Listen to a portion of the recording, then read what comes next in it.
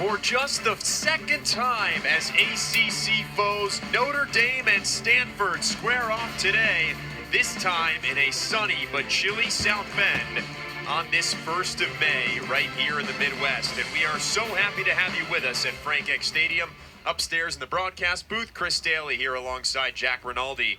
Chris, let's dive right into it. Stanford comes into this game riding hot, winners of 6 straight, and how about 3 in a row via the walk-off? Yeah, that's absurd, Jack. It feels like all the pieces to the puzzle are coming together for Stanford. At the plate, they've been hot across the entire order right now, and it feels like it's just big moment after big moment for this Cardinal team.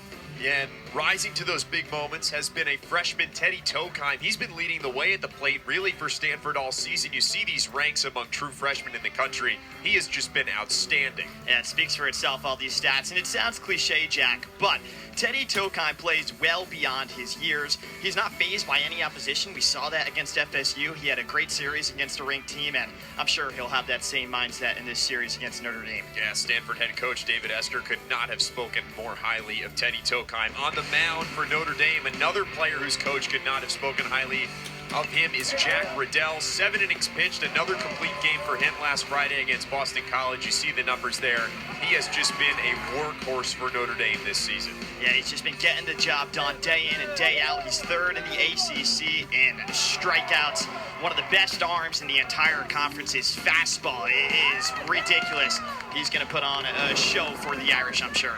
Notre Dame certainly hoping for it. He's been their most consistent arm all season, and for a team that struggled to find pitching consistency, they have counted on Jack Riddell all season. He'll face a talented Stanford lineup today, though, highlighted at the top by Rintaro Sasaki, who's certainly not your traditional leadoff hitter, but has been great, hitting .296 with 9 home runs since moving up to the top of the order. Yeah, in this entire season, he's really started to come to life. He was a big-time prospect from Japan. He had a walk-off grand slam against the Seminoles last Sunday. So you want to talk about the team riding momentum. How about Sasaki himself? What a moment that was for him. Yeah, that is an outstanding moment. Chris, you said before the game, he said that was the best moment of his life after he hit that walk-off grand slam.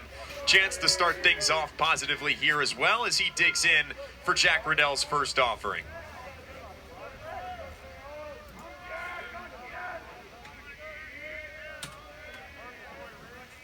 The right-hander fires, and Sasaki hits this first pitch high and foul behind the dish. Quattrani is there, and there's 1 out. 1 pitch and 1 away for Jack Riddell. That's a dream start for Notre Dame. You want to keep Riddell on the mound for as long as possible today. Executed to perfection. Yeah, if you're Stanford, you want to try and get deep into the count against Jack Riddell, which is easier said than done. Riddell throws a lot of strikes. He does not walk many batters at all. That's maybe his best trait and something that MLB scouts love about him. As another first pitch strike is in there this time. Yeah, you look at the top dogs in the ACC on the mound. Riddell, out of all those guys that have 75-plus strikeouts, by far the least amount of walks amongst them all. And he's ahead 0-2 here. Court McDonald at the dish now for Stanford. McDonald, a senior from Texas. Like a lot of this Stanford lineup, he's been very good lately. He's got hits in 15 of his last 20 games. He waits on the 0-2. And fights it off. Remains 0-2.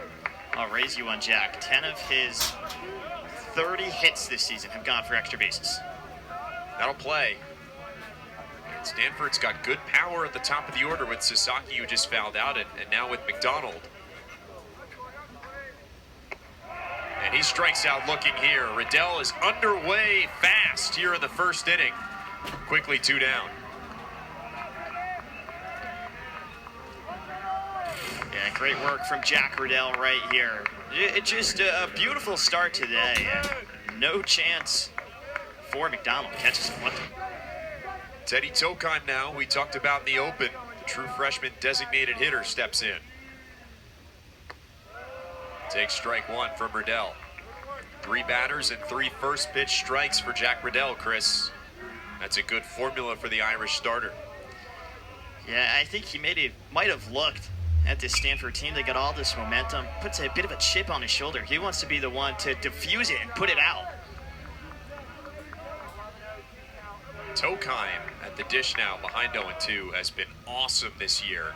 He's got hits in 28 of his 35 games played this season and an extra base hit in 17 of the 35. He waits on the 0-2. And lines one into right field. That's going to be down for a hit. Might be extra bases. Tokheim around first. He'll be into second standing. And Stanford has a 2-out double for their first base runner of the game.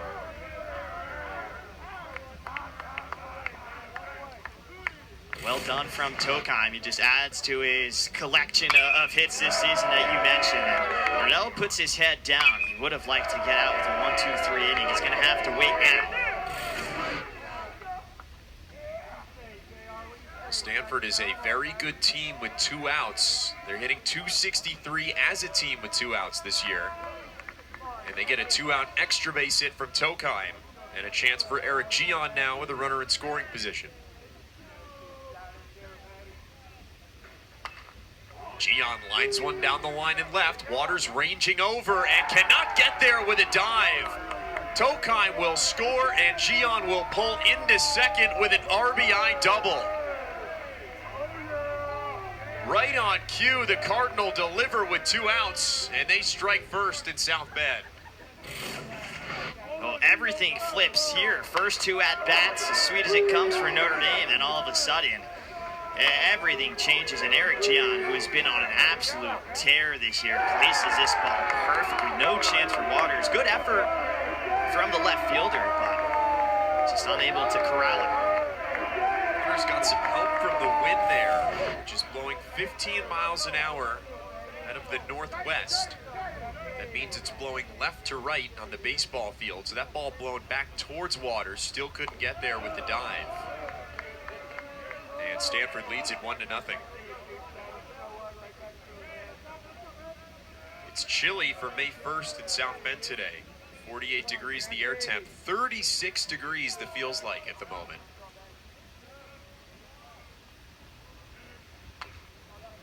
Bouncing ball foul. Counts 1-1.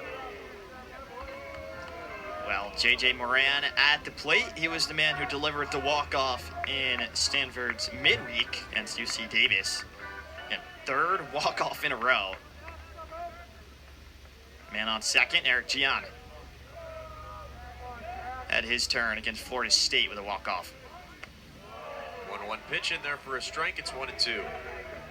Moran is second on the team with 14 2-out RBIs this year. Number 15 would meet a 2-0 lead for Stanford this first inning.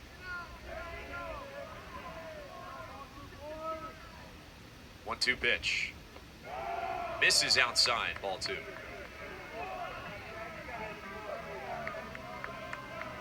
Moran's taken a big step forward this year. He started just 5 games as a freshman last season. This year he started 40. 2 balls, 2 strikes, 2 outs. Here's the pitch. In there for a called strike 3. And we will head to this home frame of the first inning. Stanford 1, Notre Dame 0.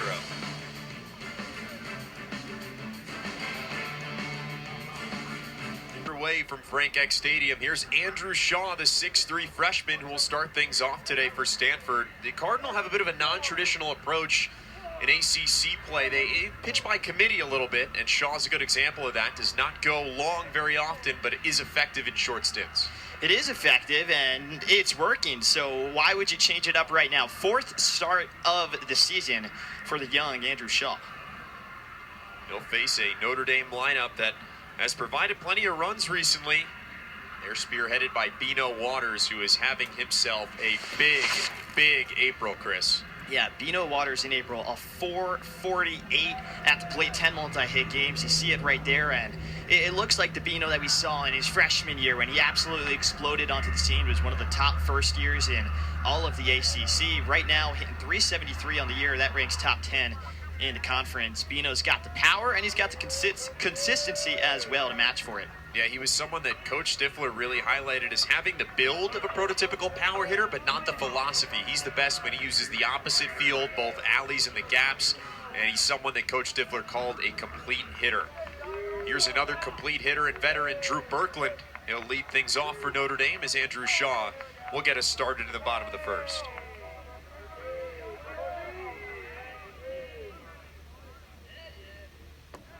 Shaw's first pitch, low and in.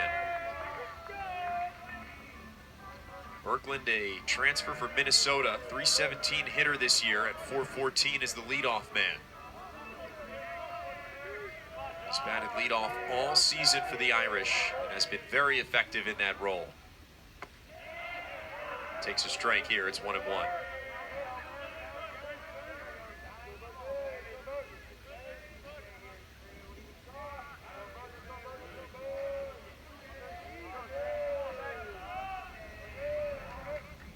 Berkland waits and fouls the 1-1 offering off. It'll be 1-2.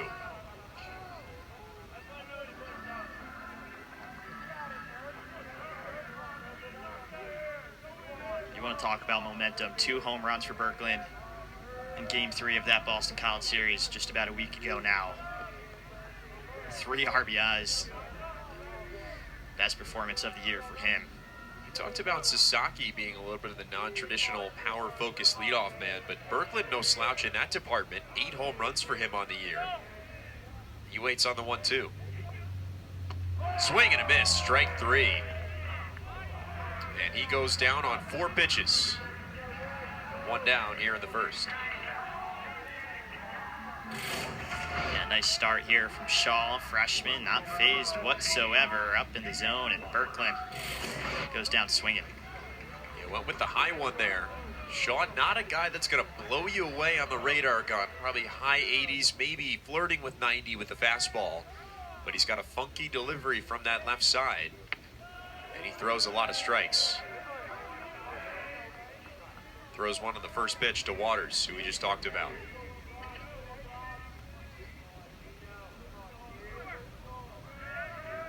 Oh, 1. Now 0-2. Again, Coach Stifler raved about Bino Waters' approach change in the middle of the year. He said that maybe beginning of the year he was trying to focus too much on going pull side and really rediscover that opposite field. That's how he's been so effective here as of late. He holds back on the 0-2. Yeah, a lot of there's a ball and 2 strikes. It's a credit to Bino, too, being a coachable kid, right? I mean, it's coach's dream for a young guy who's also having a lot of success, not to be too cocky at all, to humble himself a little bit and, to get to the lab and get to work. 1-2, hit back up the middle, right into the shift. And there's 2 down here in the bottom of the first inning. Eric Gion, the second baseman, playing behind the bag on Waters.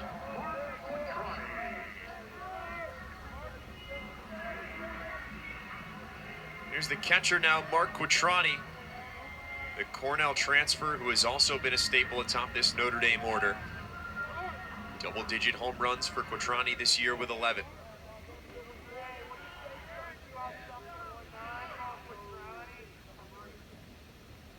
He takes behind him on the first pitch. 1-0 with 2 outs. Quattrani, for all the talk about his power, is really just an excellent contact guy. 350 average this year. That's outstanding, Chris. Yeah, it really is. And he actually hasn't even had a home run in 9 games. That's his longest streak of the season without a long ball. Granted, a few times the thought maybe he would go yard, and he falls just short, but he's been superb for Notre Dame. He's ahead 2-0 here.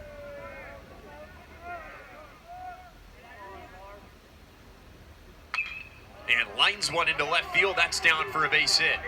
Quattrani thinking about second base. He will try for it, and he will be in there with a slide. So a 2-out double for Stanford in the first inning, and now a 2-out double for Notre Dame here in the bottom half.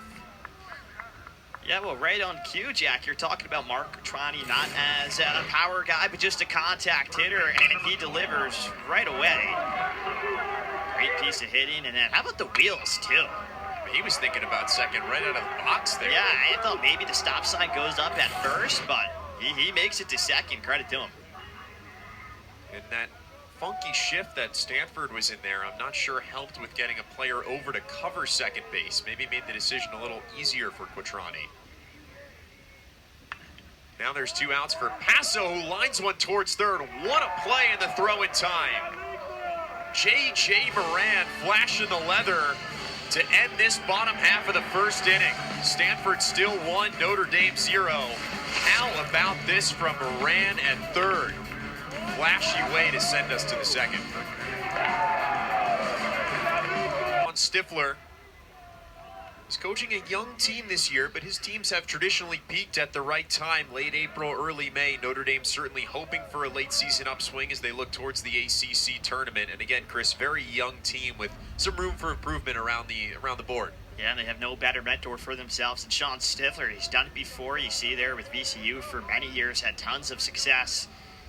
He's looking to replicate that in the ACC. It's always a challenge. Both coaches that we've talked to before the game are like, hey, every weekend it's like a regional, it's like a super regional playing against all these ACC opponents. But Stifler so far are doing well. The Irish. Riddell ahead 0-2, and you just can't really emphasize how young this Notre Dame team is. They've got 3 true freshmen and a sophomore around the horn on the infield, and both corner outfield spots are sophomores. The only players that are juniors or older are the center fielder Drew Berkland and the catcher Mark Quattrani. Of course, Riddell on the mound, a senior, and headed for the major leagues after this season. And he's got a strikeout looking here to start the top of the second inning. Brady Reynolds goes down looking. It's a great response, too, from Jack Riddell. You look at the first inning, a quick 2 outs to start, then he lets up a run. No better way to answer the bell than a nice early strikeout here in the top of the second. Here's Charlie Bates, the shortstop for Stanford. 7-game on-base streak for him as he takes a first pitch strike. Boy, how good is Riddell with the first pitch strikes, Chris? Yeah, I feel like every single at-bat, I wish I could keep a tally. I would like to say he has so far, though, today. And he's ahead 0-2 again. Just attacking the zone early, building the confidence up. It's proven pivotal.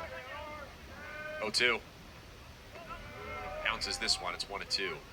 To go back to what you touched on with the walks and Riddell in the first inning, he's walked just 15 batters in 11 starts this year.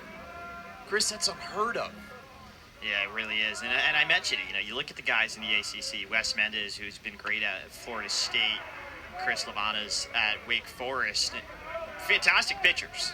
24, 21 walks for the two of them, right? And Jack Riddell, it's just his ability to put the ball in the zone, it's unmatched. 2-2. Misses low, it's 3-2. And of course, right on cue, he's thrown 3 consecutive balls. Of course, right? Full count now to Charlie Bates.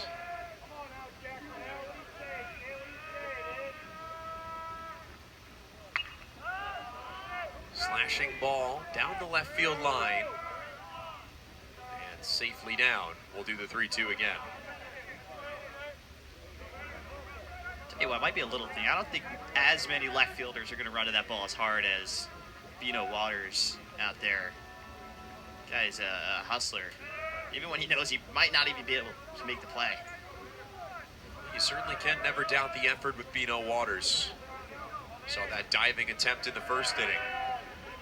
And trying his best to track that one down. 3-2. And fouled off again. David Esker, Stanford head coach, told us earlier this week that he wants his team to take some professional at-bats. And I think we're seeing one right here with Charlie Bates. Yeah, definitely. I mean, he's able to just stay alive. Went down early, but even there, it's a little bit of contact, and the dugout is pumped up as a result. Again, it's big when you consider who Notre Dame has behind Jack Riddell and the question marks with the bullpen this year. If you could get Riddell's pitch count up and not allow him to go as deep into the game, that's huge.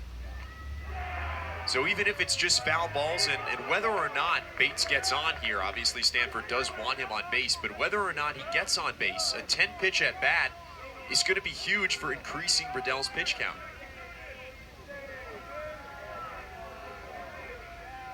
(3-2). And again, bounced foul.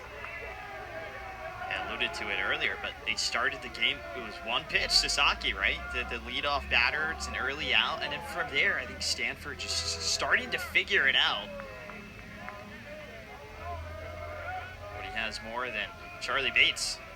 Again, 3-2. And he missed low. What an at-bat from Charlie Bates, who draws a 12-pitch walk with one out in the top of the second. I mean, can't say enough about how outstanding an at-bat that is from Charlie Bates. Yeah, it's phenomenal for Bates. And now I'm curious to see how Riddell responds here. He had a nice response in the early in the inning after a tough bottom of the first, let up a run. He probably wasn't hoping to do that, so see how he delivers now. Now it's Jimmy Nadai, the senior from Sydney, Australia. Had an outstanding 2025 last year. Collegiate Gold Glove finalist at second base, and he led Stanford in home runs with 16. He was named a preseason All-American coming into this year. He's behind 0-1 here. Dell checks back to first, but Bates under the tag and plenty of time. Bates has solid speed out there. He's stolen 3 bases in Stanford's last 3 games. He's got a sizable lead off first. Riddell comes home and Nadai swings and misses. He's behind 0-2. And to your point about Bates, his 9 this season leads the Cardinal as a collective. So he's who they look for, the speedster on the bags. Nadai, a 300 hitter with runners on base. Riddell again checks back to first. And again, Bates back in plenty of time.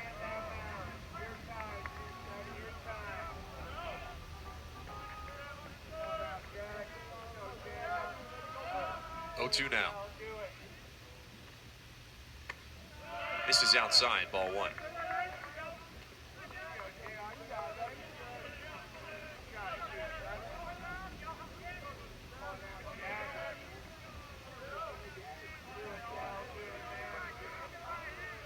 Two.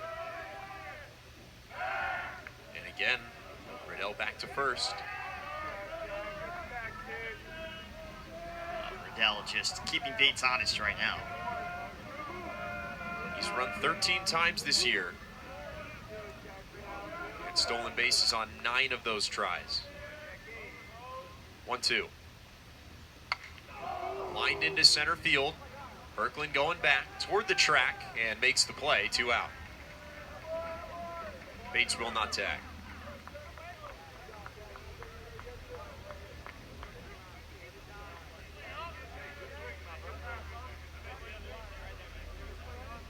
Luke Lavin, now the catcher for Stanford, comes to the dish. 1 on and 2 out for him. Had a great series against Florida State, Jack. Interested to see how he continues to progress now late in the season. This is a big series for him.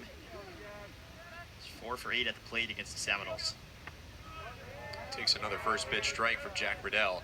He's been scorching hot lately. 8 hits in his last 19 at-bats. Those at-bats have spanned the team's last 10 games, and he's got the team high .421 batting average in that span. Riddell again back to first. Closer that time with Bates, but still safe. I just want to get Lavin on base because on deck is Sasaki, who leads the team in homers. Stanford already has 1 2-out RBI today. Can they get another? 0-2 now to Lavin.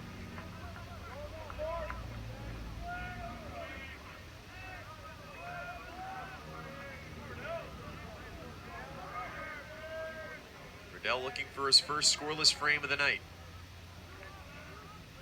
And got him swinging, strike 3. So we will head to the bottom of the second inning. Jack Riddell doing what he does. Another strikeout for him means Stanford strands 1, and Notre Dame will bat after this on the ACC Network Extra. Now for the Cardinal, that's not always been the case this season. You see here, Stanford's thrown out 7 starters in ACC play, and their average start has been just 2 1/3. They've had only one player on their team throw 4+ innings in any ACC game this year. Yeah, it's very unique, Jack. This style, you don't see it too much. It's such a young pitching staff. It makes sense and it's working. Now the question is, how long will Andrew Shaw last in this game? The average, you saw it there, 2 1/3. Shaw this year has only had 5 games where he's completed 2 or more complete innings. Fairly uneventful first for Shaw, other than the double to Quattrani. But even that came with 2 outs. So if you're going to give up an extra base hit, that's the time to do it. Here's Jace Lee now, the hometown kid from South Bend.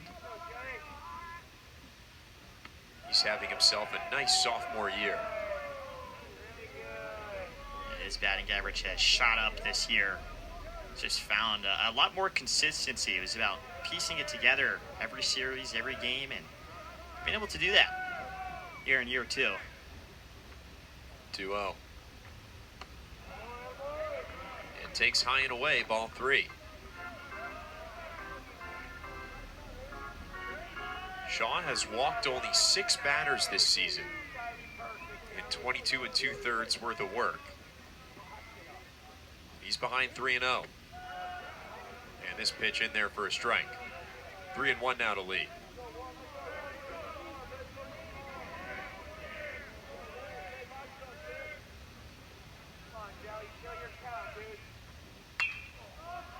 This one lifted into right field. Reynolds coming in on it and makes the catch. 1 out.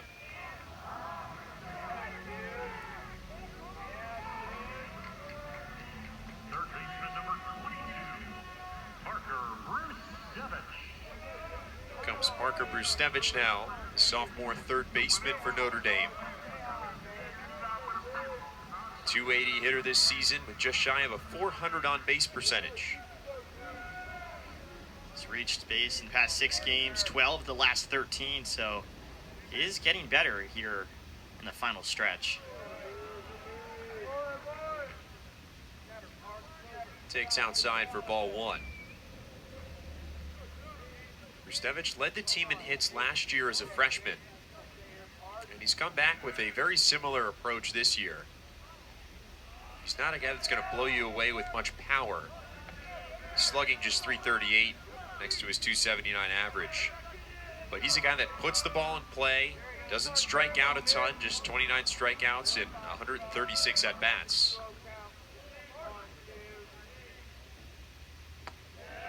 As he takes strike 1. Yeah, defensively he's been sharp as well, as somebody Stifler relies upon. Many young players on this team in a very big role, Jack. And he's played really 2 different positions this season as well. He's played first and third. And with Dylan Passo's emergence at first base in the middle of the season, Brustevich has been kicked over to third base, where he's played with a pretty solid glove despite playing first to start the season. 2-2 now. And this one's lined into center field, and it's going to be down for a base hit. Gordon McDonald pulled up on it, and Notre Dame's got a 1-out base runner. Yeah, well, once again for Parker Brustevich, it's a really solid piece of hitting. Right to shallow center. He was 2 for 4 in the midweek against Milwaukee, 3 for 4 against Central Michigan, and his hot streak continues to keep on here against Stanford. Brustevich only 1 stolen base this season in 1 try. So not a huge running threat out there. And doubt he's going anywhere with the lefty Shaw on the mound. Here's Mason Barth at the plate, the second baseman. One of 3 true freshmen starting on the infield for Notre Dame today.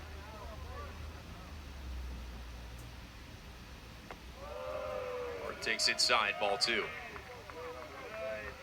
Shaw was very effective with the first pitch strikes in the first inning.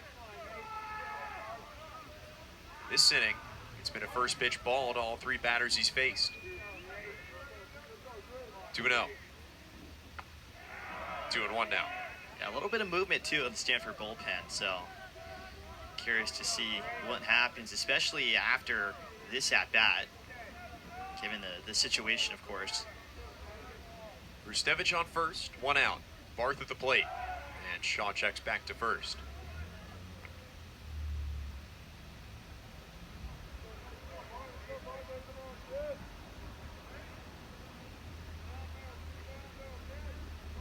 Barth, a .268 hitter this year with runners on base. 2-1. And he takes outside, 3-1. Coach Stifler also emphasized wanting the younger players on his team to take professional at-bats. It's something he highlighted with Dylan Passo, and it's something he highlighted for really all the true freshmen and even sophomores that he has in the lineup. Just wants more professional at-bats from his team, and I think you're seeing one here with a 3-1 count to Mason Barth. And he takes outside, ball 4.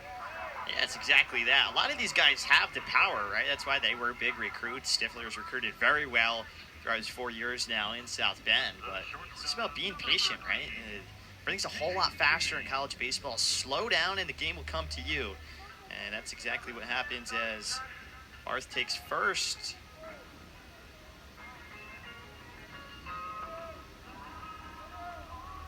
Conversation here at the mound with Andrew Shaw.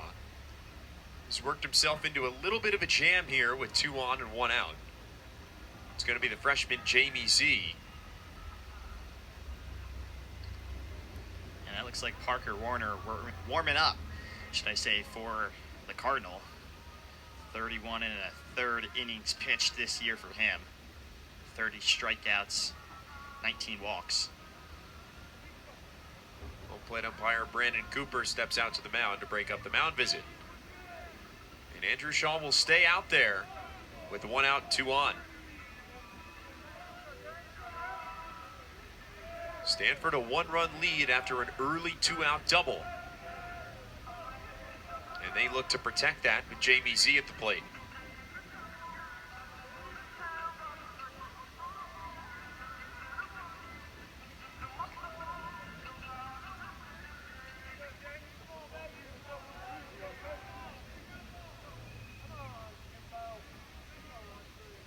Shaw waits and fires.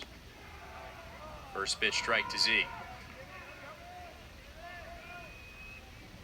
Z, another player who's been moved around the diamond at times this season. This afternoon, he's starting at shortstop. He's behind 0-1. And he takes ball 1 here, counts even. Z not the highest average this season, 202, but has been good with runners in scoring position, 313, that number on the season. And he's got 3 home runs. Fouls this one off down the left field line.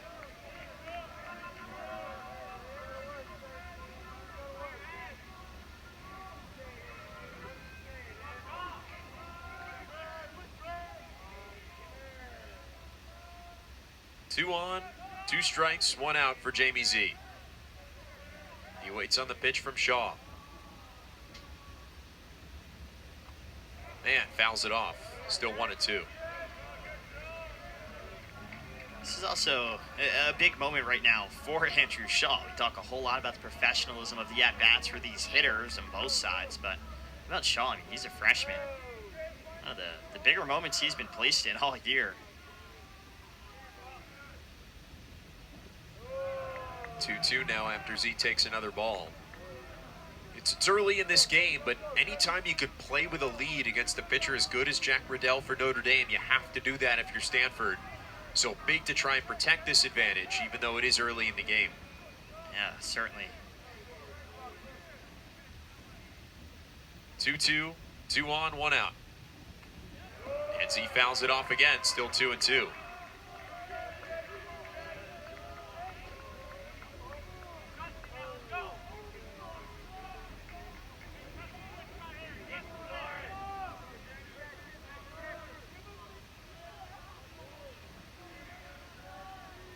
Another 2-2 pitch coming. And again fouled off. Another good at-bat from Notre Dame here. This time it's Jamie Z staying alive with some foul balls.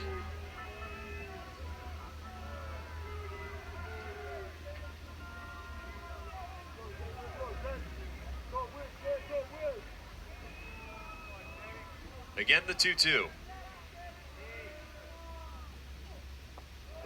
Down low, ball 3.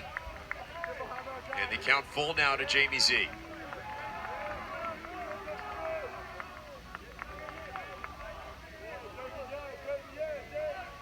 Ninth pitch of the at-bat coming here. Full count pitch. Swung on and missed, strike 3. Big time strikeout from Andrew Shaw. And there's 2 out here in the bottom of the second inning.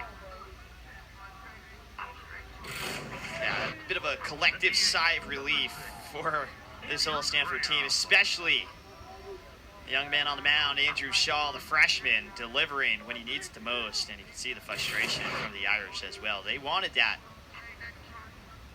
He said you got Riddell starting today. You got to make the most of the time he's on the mound, especially when you come up on offense. Got to help him out. Here's the senior designated hitter now, Andrew Graham. Just 10 at-bats for him this season, but 3 hits in those 10 at-bats. No extra base hits. And Shaw hit him. Bases will be loaded now with 2 out, and Drew Berkland coming to the plate for Notre Dame. You mentioned it a bit earlier, Jack, about working these pitchers. That's exactly what happens with JBZ. He gets out, of course, but next pitch to Andrew Graham. Control just wasn't there. We got a mound visit. And this looks like this might be the end of the day for Andrew Shaw. If it is, he goes 1 2/3 with 2 hits and leaves 3 out there for whoever Stanford chooses to bring out of the bullpen. And it looks like they're going to be bringing out Parker Warner. Indeed it is. Big number 23 for Stanford. The right-hander will take the ball when we come back on the ACC Network Extra.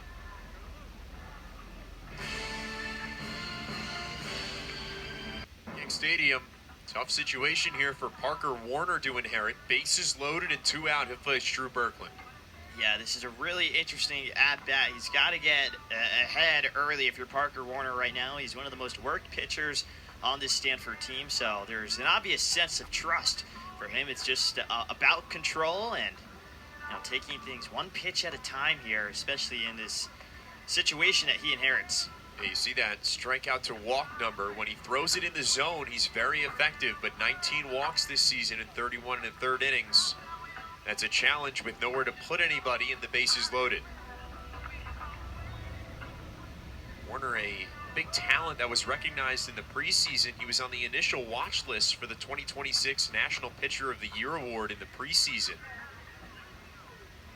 So a lot of talent for him, and again, Chris, a guy that you said Stanford really trusts, especially in these kinds of situations. Yeah, the intangibles are all there for Parker Warner, and he only trails Nick Duggan and Trevor Moore in the sense of innings pitched this year for the Cardinal. Drew Berkland will dig in now. Struck out looking in the first. 2 outs and the bases loaded for him. He takes ball 1 from the right-hander. Berkland hitting .344 with runners on base and .250 with the bases loaded this season. He's also a .314 hitter with 2 outs. And he takes a big cut at the 1-0. And it's 1-1. How about this, too, from Notre Dame? You're 6, 7, and 9 hitters all on base right now. And tons of production at the bottom of the order.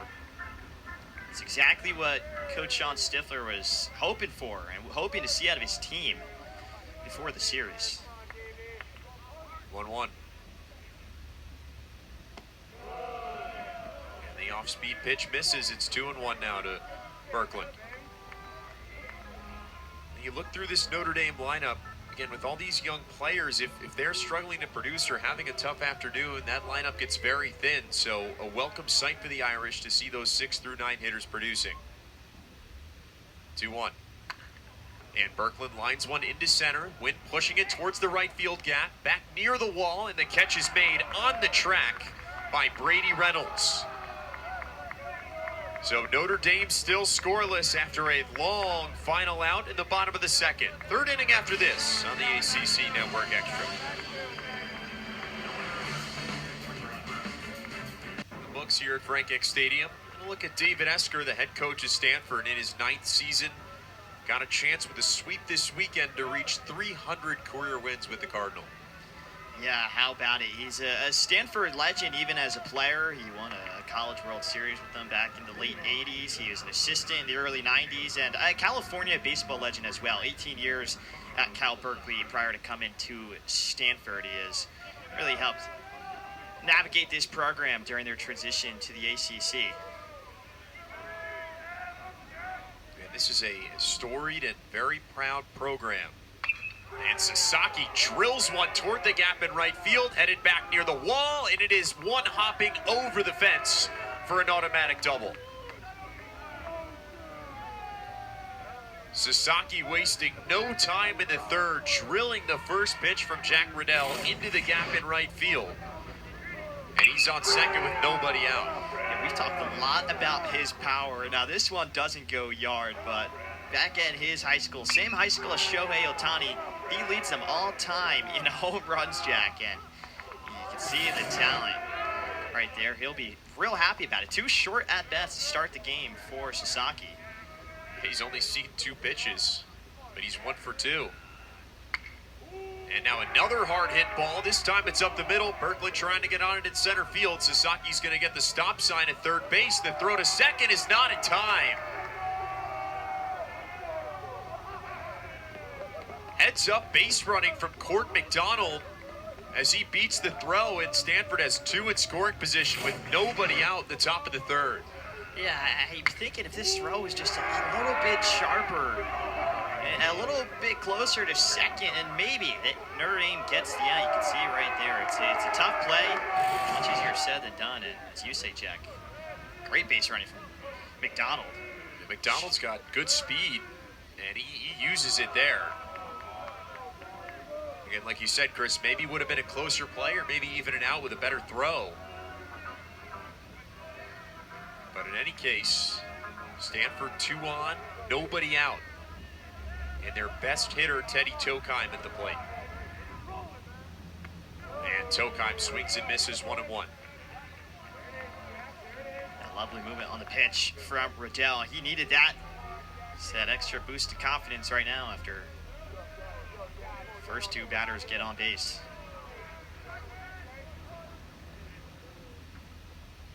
And Tokheim waves and misses at the off-speed pitch. It's 1-2.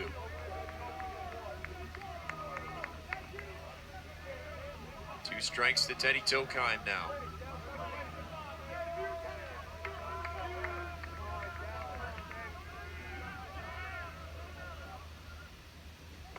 And he swings and misses. Big time strikeout from Jack Riddell. And there's 1 out with 2 on. Yeah, leaves Tokheim absolutely stranded here. He goes down swinging, and talk about professional at-bats.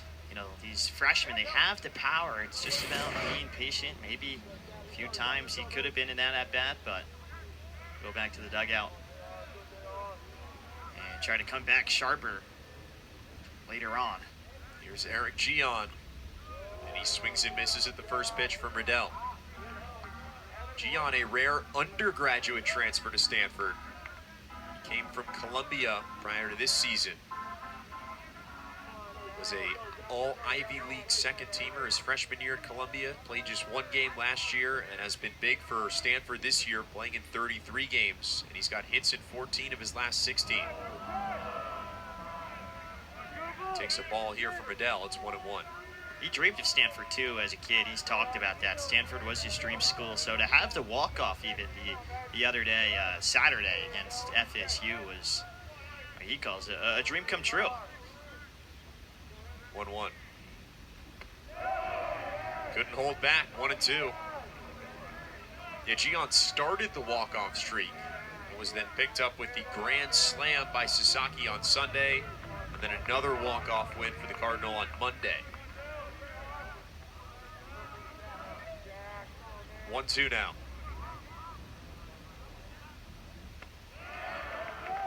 just missed 2-2. And the last point there, too, for Eric Gian, earlier in that game, the game in which he got a walk-off on Saturday, he was robbed of a 3-run shot in the 7th inning. So he was close, and he came back very angry in extras. Ended up sealing the deal for Stanford. He waits on the 2-2 and hits one towards short. Z is there, throws to first in time, but Stanford scores a run. That's 8 RBIs in the last 11 now for Gian, and Stanford's ahead 2-0. And a great tactical piece of hitting from Eric Gian. Just put the ball in play and let the guys do the work. That's what you get when you get the leadoff double from Sasaki. All Gian had to do there was put it in play, and give him credit with 2 strikes that he was able to do that.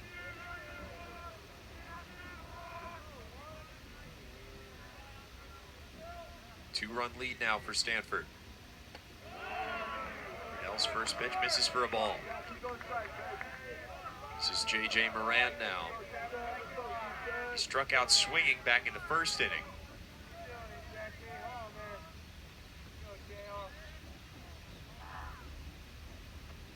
And he swings and misses here. It's 1-1. Mentioned this back in the first inning. Second on the team with 14 two-out RBIs. And any hit would score the runner from third with 2 outs here. Already a 2-run lead for Stanford. Moran takes strike 2.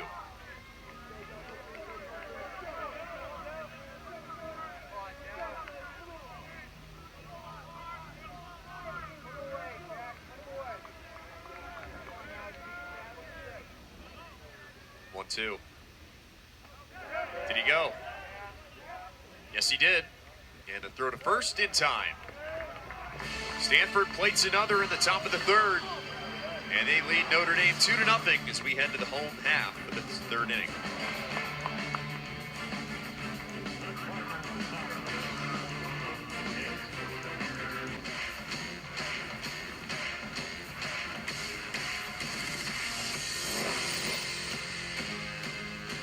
Always pretty here at South Bend, or at least some of the time. It looks pretty today. It might not feel like it. It's 35 degrees, the real feel right now, which on May 1st is, well, a little bit of a kick in the teeth. It's a long winter here in South Bend, and when you get to May, you're really hopeful that might be different, but you know, you got to bust out the coat on the first day of May. That's a little demoralizing sometimes. It is, and school is out in a week, too. It'll be finals week for all of these players on the Notre Dame team this upcoming week, so not ideal in terms of weather, that's for sure. And it's windy here to do. It is blowing from left to right at 14 miles an hour. Still Parker Warner on the mound for Stanford, who got that final out of the second inning. And Vino Waters at the plate for Notre Dame. Yeah, it's much different than sunny Palo Alto. It is. And this pitch outside, ball 2.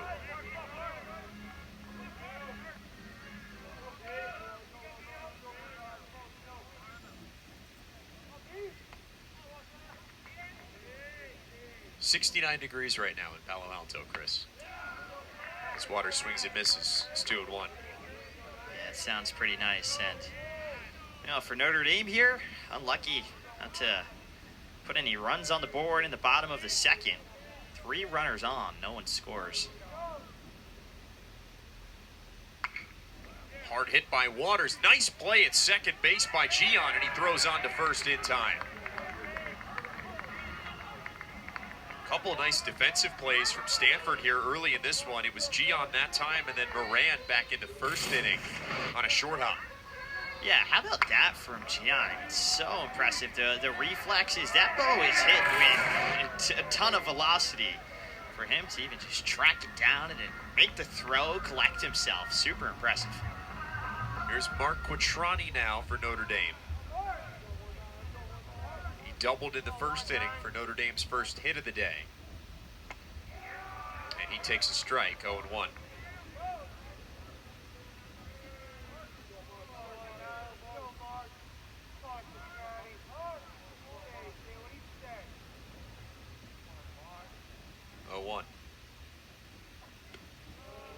Takes outside, count even.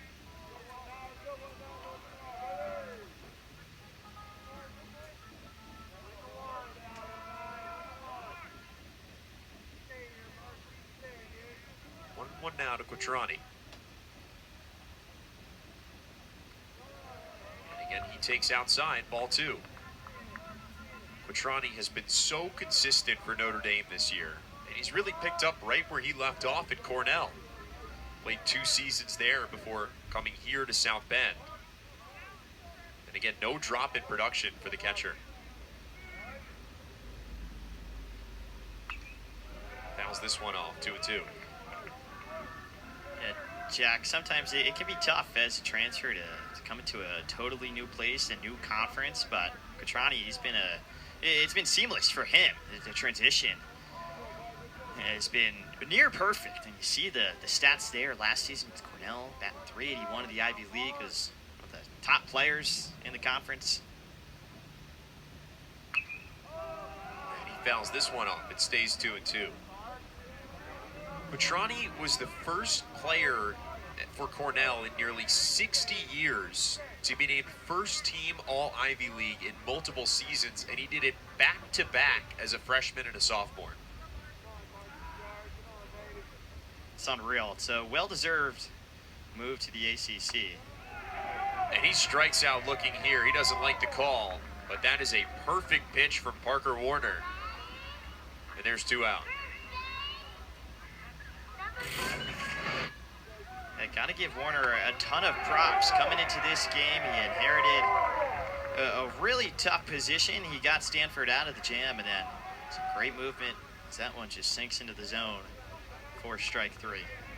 Yeah, might have had a case to be a little frustrated there, but at worst it was borderline. And that's just a great pitch from Warner in that spot. Not a whole lot anyone to be able to do with that. No, I always say, too, Jack, I don't envy the job of these umpires sometimes. Oh, it's not. so tough, so subjective.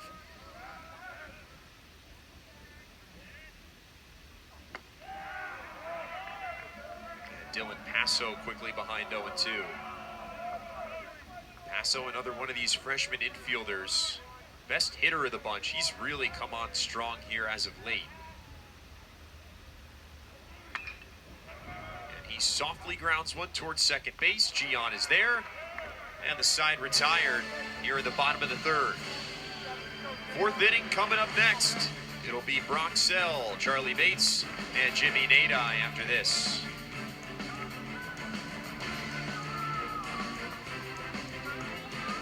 Palo Alto, you see here 12 freshmen and 11 sophomores on the team for Stanford. And here comes one to the plate right now, Brock Sell. He came in for Brady Reynolds in right field. And Chris, really both of these coaches stressed to us, you know, how college baseball is an old player's game at the moment. A lot of these teams, really good teams, are very old. And both these teams, Stanford and Notre Dame, are very, very young. Yeah, it's exciting to see and to watch just because it's really a change of pace. And for Stanford, talk to Coach Esker about it. I mean, 3 years ago, they went to the tournament, and that whole junior class left for the majors. Their best sophomore that year transferred. And then from there, it's just about been rebuilding and reconstructing a roster, and the result is a very young team 3 years removed.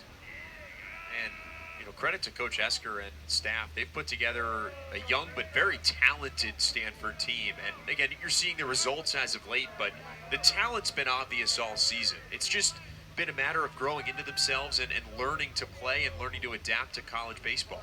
Yeah, and learning to win. That's the big thing he mentioned, right? And it's gratifying when it happens. Happened just last week against Florida State. Sell goes down swinging right here. And there's 1 out. Yeah, I mean, there's no better, no better way to learn than just by experience for these young players. So throughout the course of the year, they continue to improve, and then having that top 10 series win over Florida State, it's just got to be such a relief for the entire program, and then also a big boost of confidence. I mean, not just a win, Chris. They got a sweep. Yeah, you're right. And that's a very good Florida State team. They were ranked 8th in the country at the time. It's a team that swept Notre Dame. Always a good program down there in Tallahassee. But Stanford, again, pretty much a powerhouse for a long time in their own right. They've missed the postseason each of the last 2 years. The last time they missed the postseason 3 years in a row, 45 years ago, Chris. It's remarkable consistency. Yeah, amazing. Speaks too to a lot of the talent they have in California. It's really one of the best baseball states. They're in a recruiting hotbed, and they get a lot of those local talents. Even this team just littered with California natives across the board. It really pays off. Here's one, Charlie Bates, who lines one into right field. That's going to be down for extra bases. Short hopping the wall. Lee got a chance to get him at second base. The throw is late, and Bates has himself a double. So Bates now has reached safely in both of his plate appearances, a walk in the second and a double here in the fourth. Well, we just talked about local kids, California natives. How about a Palo Alto native born in the Stanford hospital? The big double and the Superman dive into second. Charlie Bates' fine run of form continues. So how about this, Chris? Jack Riddell in 3 1/3 has given up 5 hits. All 5 hits are doubles. This one lifted towards shallow center field. Berkland is there, reaching in, and no tag from second base. And Charlie Bates. I think it speaks a lot to the hitters on Stanford more than it does to anything about Riddell as well. I mean, this is a Stanford team, one of the top home run hitting teams in the ACC. They got a ton of power across the board, and it's been on wide display so far through about 3.5 innings now. Yeah, Riddell is not a guy that's going to give up a lot of home runs. He's allowed just 6 this season in 11 starts. First pitch to Luke Lavin is a strike. Lavin struck out swinging in the second. He's got a runner out there with 2 outs. 0-1. Swing and a miss, strike 2. Bates holds at second on the bouncer.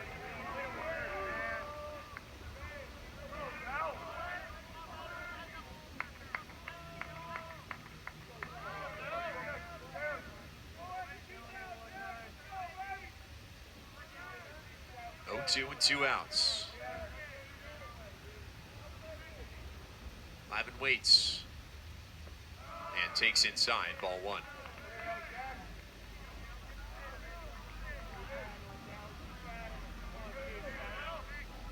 Riddell up to 61 pitches on the day. 2 outs here in the 4th inning. Here's the 1-2. Hard hit towards second base. Barth is there. And that's going to be the inning. Stanford 2, Notre Dame 0.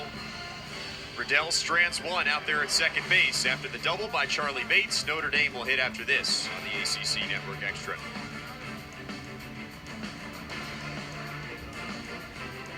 Moment back in March, there was some real excitement around the team. They were ranked in the top 25 for the first time in a few years. They won 2 of their first 3 ACC series. Since then, though, they've lost their last 5, but the great thing about the ACC in baseball, Chris, is everybody makes the ACC tournament, and in baseball, anything can happen. Anybody can make a run. That's what Notre Dame's trying to do here late in the season.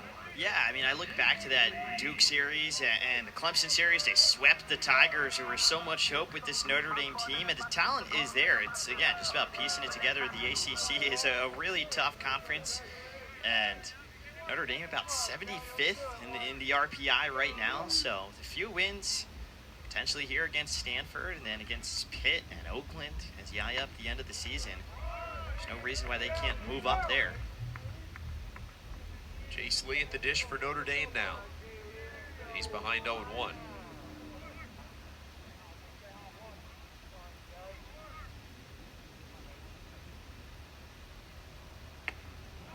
And he takes strike 2. Warner is heating up the radar gun a little bit right now. Got some real life on the fastball. He's played real strong since coming in. 0-2. Outside, ball 1. Lee hitting .514 this year as a leadoff man. He's behind 1 and 2 here.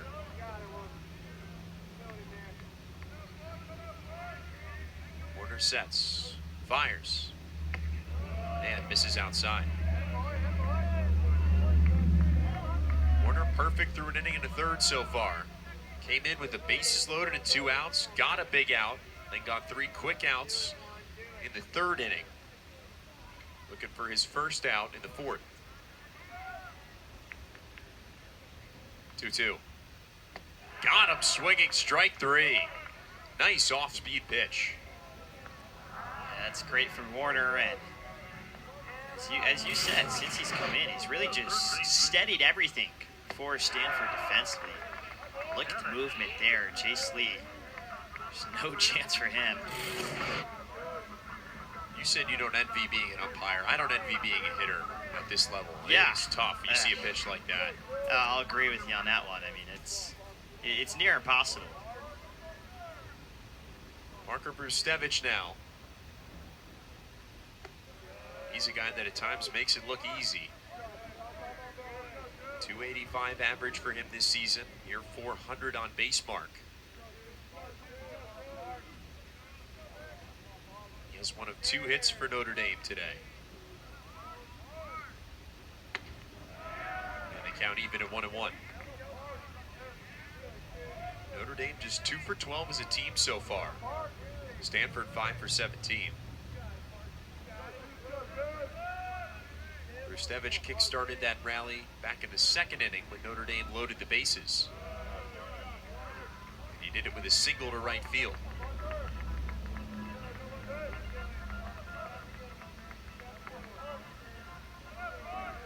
He's ahead 2-1 right here.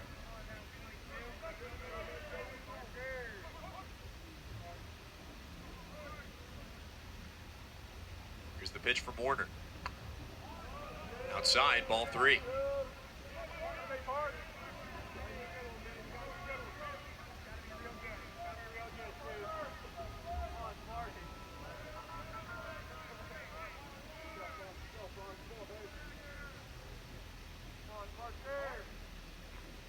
Pitch. On the inside corner, strike 2. So a full count with 1 out for the second batter in the bottom of the fourth, Brustevich. Warner trying to stay perfect. Here's the payoff pitch. High and away, ball 4. And Brustevich is on for the second time today. It's a real good job from Brustevich. Just staying alive there, and, you know, for Warner, he needs to take a bit of a breath here. He's walking things off right now. Just only 1 out, runner on first. There's no reason why you can't escape here unscathed. That's the 20th walk of the season for Parker Warner in 33 innings. That's been the issue. I mean, he's able to produce strikeouts. He induces contact sometimes, lets his defense do the work, but it's really the control. 1-0.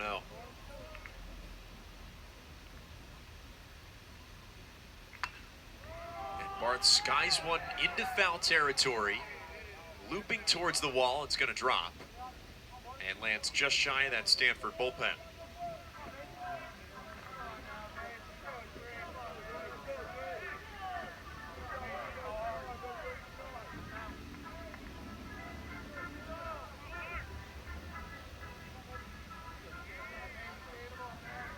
Parker Warner, in his 11 appearances, Jack, at least, or 9 of them have gone for at least 2 complete innings. It's much different than his counterpart, of course, being Andrew Shaw, who started today's game. Nearly caught the inside corner there with a nasty slider, but he missed inside. It's 2-1. Barth walked back in the second inning, and he's got 1 runner on and 1 out right now. Barth waits on the 2-1 and takes again inside. 3-1. Bit of movement now in that Stanford bullpen. Although no one immediately ready to come into the game, it looks like, at the moment.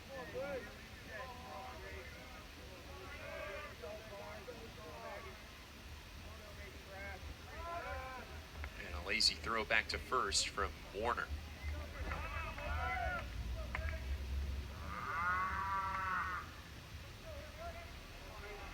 One out, one on, 3 balls and 1 strike. Mason Barth at the dish, Parker Warner on the mound. Here's the pitch. Misses high, ball 4. And Notre Dame's going to have 2 on with 1 out.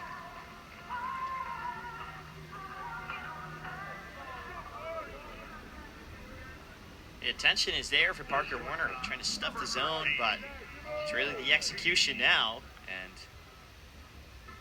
yeah, very curious. We see a few more Stanford guys getting ready in the bullpen. Have to keep an eye out for that. This is almost the exact same situation. It is the exact same situation that Z came to the plate with in the second inning when he struck out swinging. That was a long, very good at bat, 10-pitch at bat for Z that time before going down with the K. But he gets another chance here with 2 on and 1 out. Yeah, and just to keep an eye out on the Stanford side of things, Cone Gomez is the pitcher who is warming up in the bullpen for the Cardinal. The wind has changed direction now, blowing straight in from left field. 2 on and 1 out for Jamie Z. And he takes a slider for strike 1.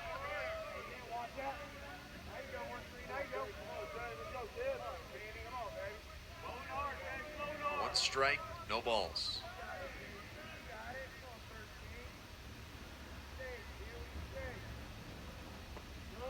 And Z takes low, ball 1. Z a .306 hitter this season with runners in scoring position.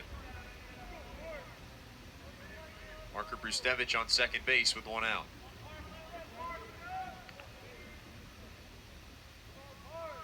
1-1 pitch. Swing and a miss from Z. Strike 2.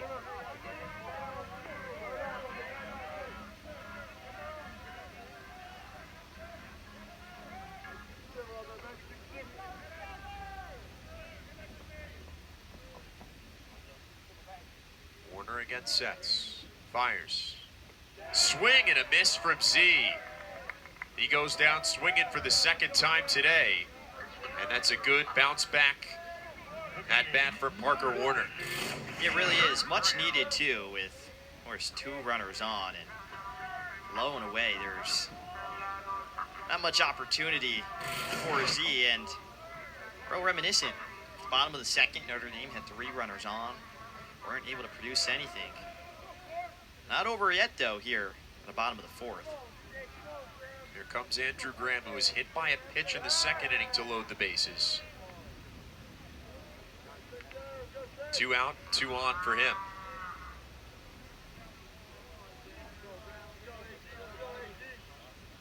Notre Dame 0 for 4 with runners on, 0 for 4 with runners in scoring position. As a team, they're 1 for 4 with 2 outs. And Graham takes outside, ball 1. Again, Graham, not a guy with a lot of at-bats this season. Just 10, but 3 hits in those 10 at-bats. Yeah, he didn't play throughout the month of March. He was 2 for 4 against Boston College. Takes ball 2 outside.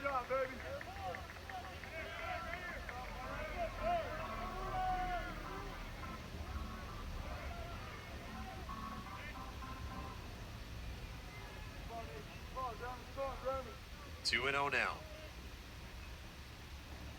Warner waits and fires. And a sharp ground ball through the left side, base hit. Runner gets the wave around third, and he is out. What a throw from left field, Jimmy Nadai. And then the cutoff, letting the ball go through. Parker Brustevich gets thrown out at home. Yeah, that's gut-wrenching for Notre Dame once again. Unable to produce anything with runners in scoring position, Jack. Defensive Stanford coming up big here at Frank Eck Stadium.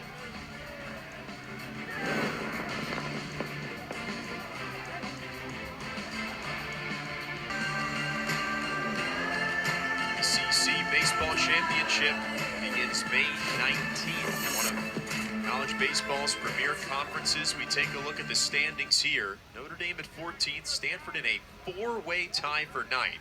Trying to move up to 8th. That's notable because 8th place through 4th place gets a single bye in the ACC tournament. Top 4 get a double. That's likely out of reach for Stanford, but that single bye certainly well within reach for a team that is absolutely peaking at the right time. Yeah, tons of opportunity to move up for the Cardinal, and you said it, they are red hot. No reason why they can't. Also, tons of those teams playing each other right now. Tons of ACC games this weekend, so see what happens. It'll be interesting to see how it all unfolds, Jack. Sasaki takes strike one.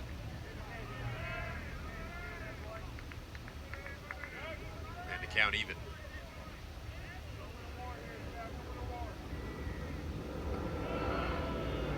One misses low, it's 2-1. This is Sasaki's first at bat of the day that's been longer than one pitch. He fouled out on the first pitch of the game in the first inning, and then doubled on the first pitch he saw in the third. He's ahead 2-1 now. Chris, take a look at the shift Notre Dame is playing right now. They've got 3 players to the right of second base, and the third baseman, Parker Brustevich, is almost behind second base. Yeah, well, they know where Sasaki targets. And he takes a strike here. Count's going to be full. Yeah, they know he's thinking pull side, Chris. Yeah, and it's something he's actually worked on throughout the offseason a lot. Is he's trying to become a better opposite field hitter, but takes ball 4 inside. I'm always curious there as to why somebody like Sasaki with 4 players about even with second base, why they don't just bunt down that third base line, but worked out for Sasaki. He's on first anyway. We saw it earlier. It's because, he was going from second to third. He's not the fastest guy in the world, and he knows his limits and everything, and he'll gladly take a free bag, get to first. Certainly will.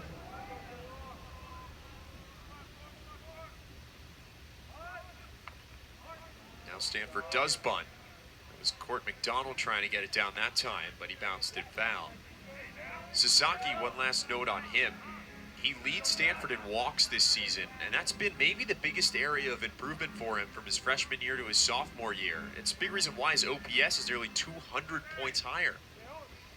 Yeah, he said his first season with Stanford, he'll rate it a 3 out of 10. I think he'll rate this season at least a 6, maybe a 7 or 8 out of 10. He's been fantastic this year. Yeah, he's been good.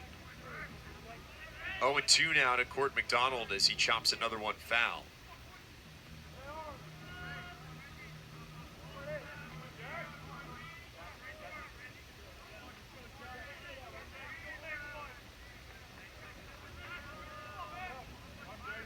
McDonald 1 for 2 today. Doubled in the third, struck out swinging in the first. 0-2 on the way. Got him swinging, strike 3. Number 8 for Riddell. Yeah, the strikeout king, Jack Riddell. Once again, producing another one. This is why he's one of the top punch-out getters in the conference. Right inside. Thanks for a really tricky pitch for McDonald to hit on. That is a filthy slider, Chris. This one's hard hit to her shirt. Oh, nice play on the adjustment from Z. What a play by Jamie Z at shortstop. Turns the double play, and we will head to the bottom of the 5th inning. That is flashy stuff from the freshman. Back after this on the ACC Network Extra. One more look at it here. How could you not want to see that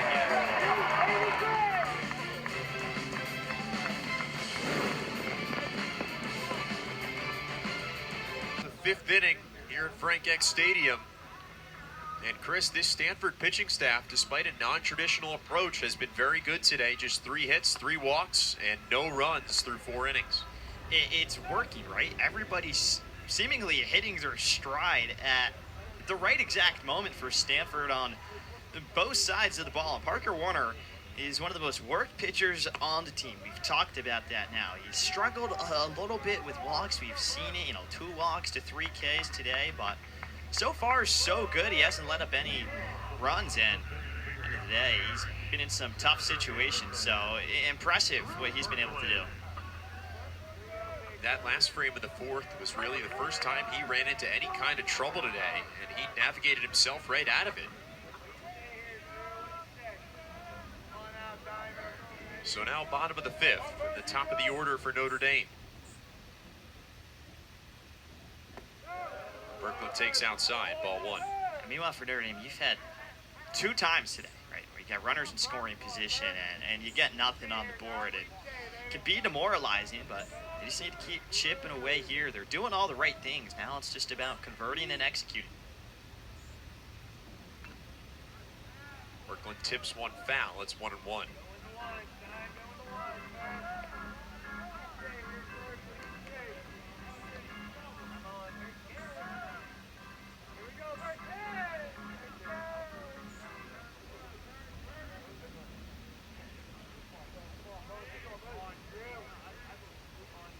Ball one strike to Drew Berkland. Hard hit towards third, off the glove of Moran. And Berkland is going to be safe at first. Ball was hit very hard in Moran's direction and just tipped it off his palm. And Berkland's going to be on as the leadoff man. Now, you never want to let a ball that's under you get by you, but sometimes it happens when a ball is hit like that. You said it, Jack. It's just a rocket of a grounder right into third. And a pretty good job by Bates on the attempt to clean it up. Nearly got Berkland in time, but the throw is a little wide. Now Waters slashes the first pitch high and into left field. Coming in is Nadi, and he makes the catch. One pitch, one out to Bino Waters. Yeah, Bino gets way too under, and that one absolutely crushed, goes all the way up with the clouds. And well done from Stanford, routine play, but able to track it down. Can sometimes be tricky, especially with the windy conditions that these players are dealing with. Yeah, this is not an easy park to play outfield in, especially in these winds, which can be inconsistent, they can swirl. So don't take for granted any fly ball being caught in the outfield today. Here's Mark Quattrani, 1 for 2 today. He's got a double and a strikeout swinging in the third. And even in just the 20 seconds of us talking about that, the flags in the outfield visibly changed their movement. It's very inconsistent. The one thing remains the same, though. It's windy. Another check back to first base.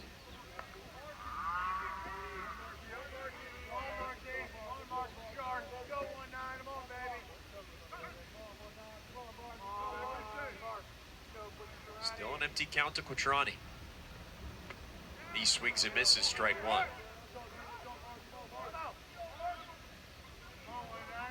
Berkland, 7 stolen bases in 8 tries this season. Klavin's got a good arm behind home plate. Quattrani waits on the 0-1. And tips it back foul. 0-2.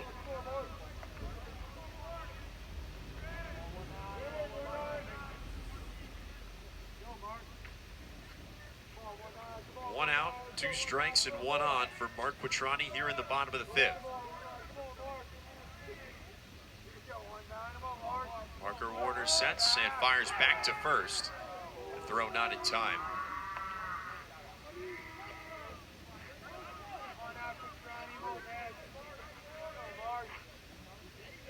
That's the 3rd check back to first in the at-bat, and here's number 4 right here. Berkland safe again. Now an errant throw back to the mound from first baseman Sasaki.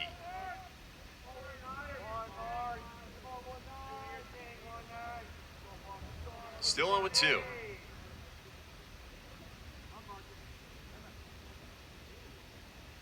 And Quattrani takes outside, ball 1.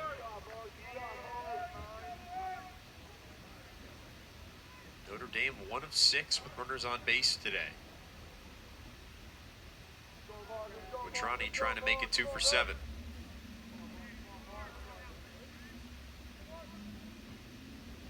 Berkland runs. Quattrani swings, ground ball through the left side. Birkeland trying for third base, and he will be in there safely. Birkeland goes first to third on a perfectly executed hit and run, and another hard hit ball to the left side gets through for a hit. Yeah, this is great base running too. I mean, of course, a fantastic piece of hitting, but for Birkeland to get that little bit of a head start is huge, considering what Notre Dame has gone through a bit earlier. You look to bottom of the fifth, or excuse me, the bottom of the fourth rather, with Stevich out at home. They just haven't put themselves in good positions to get that head start. And now a quick conference with Dylan Passo, the freshman. He's going to come to the plate with 2 on and 1 out. This is the situation he dreams of, and it's funny talking to Coach Stifler this week what he said about Dylan Passo. He's the most boring player on the team in the best way possible. He does his work, he does what he needs to do. He's a grinder, he's a tough kid, but he's very old school in a sense, where he's not flashy, posting on Instagram. That's just about verbatim. And he's now one of the most efficient players on this team as a first year. Yeah, I mean, when we talked about the word professional, that absolutely came up in Stifler's words about Passo. Big spot for the freshman. He takes outside, ball 1. First at bat for Notre Dame with a runner on third and less than 2 outs today. Notre Dame trying to cut the lead in half or tie the game. Passo waits and takes the off-speed pitch for strike 1. Notre Dame's got the tying run at first, and the potential leading run at the plate. 1-1 now.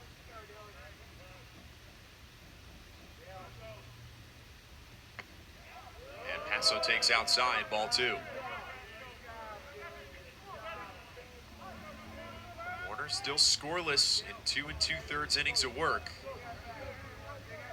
Trying to keep it that way. Just the second pitcher Stanford has used so far in this one. 2-1 pitch. Outside, ball 3. It's a nice at-bat so far from Passo. He's only been walked 3 times this year. And something Stifler wants for him to improve. 3-1 now. Swing and a tip back into the glove. 3-2.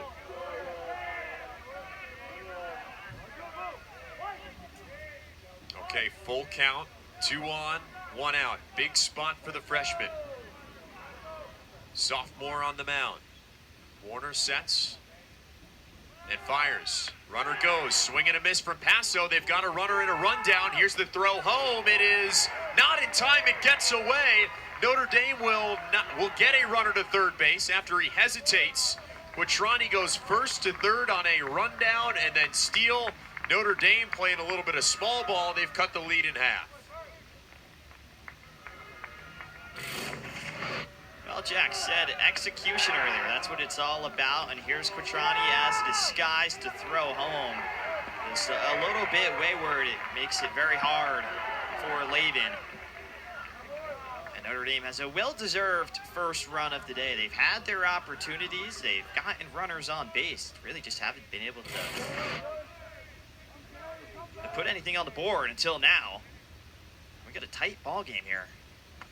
2-1 after that run scores. We'll see in a moment what the official scoring is there. And maybe the momentum has been different for these, two teams coming in, with Stanford being red hot as of late. But in the sense of an overall view of the season, pretty even teams, all things considered, right? And the game has definitely showed that thus far. Another mound visit now for Stanford. And this is going to be the end of the day for Parker Warner.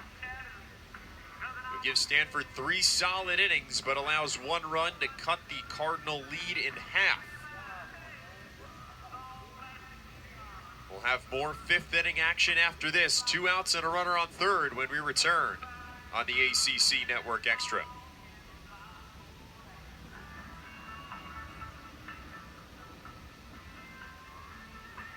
books for this Stanford Cardinal pitch by committee approach. Parker Warner gives the Cardinal 3 innings and allows just 1 run. He leaves 1 runner out there for Cohen Gomez, who takes the mound. The 6'3 sophomore from Anaheim Hills, California, will come in and try and keep this Cardinal lead at 1 run. Yeah, Cohen Gomez, really highly touted recruit out of high school. Didn't play a whole too lot last year or this season. It's been up and down for him at times, but listen, 38 punch outs to 13 walks. He's got a lot of talent, and physically, he's got all the attributes in the world to be a really strong pitcher for this Cardinals squad. And he's placed in a big moment with a runner on third and 2 outs here in the bottom of the 5th. He comes in the middle of the count, 1-0. That's how Parker Warner's day ended. And he's got a runner on third and 2 out. Jace Lee, the batter for Notre Dame. And Lee takes a ball. He's ahead 2-0. Tricky for a pitcher, I think, to come in the middle of an at-bat, even if it is just 1 pitch. Lee swings and misses. That was a big hack, and it's 2-1. Yeah, nice pitch from Gomez up in the zone there, and certainly to your point, Jack, all about the philosophy, right? You come in and everything's changed up, but he takes low, ball 3. Gomez is used to these types of situations. I mean, pitching by committee, right? They're acclimated to these exact types of scenarios as opposed to maybe other bullpens around the country. Yeah, they certainly are. And Lee sends a moonshot down the left field line, way high. Right under it is Nadi, and that's going to be the end of the inning. That ball might have reached low orbit before Nadi caught it, but he makes the play in the wind, and Stanford will bat after this on the ACC Network Extra. Well, as we've come to expect from him this year, has been dealing so far. 5 innings pitched, 8 strikeouts, and you got a whole number of them right here. Yeah, one of the top strikeout leaders in the ACC. He's got 8 today through 5 innings pitched, and it's just been a frustrating day at times for this Stanford offense. They've still put up 2 runs, real impressive, a whole ton of doubles for them as well. Now, they like to extend their lead as Notre Dame finally responded and cut the deficit in half here, 2-1 game. Yeah, every hit for Stanford today is still a double. 5 and 5.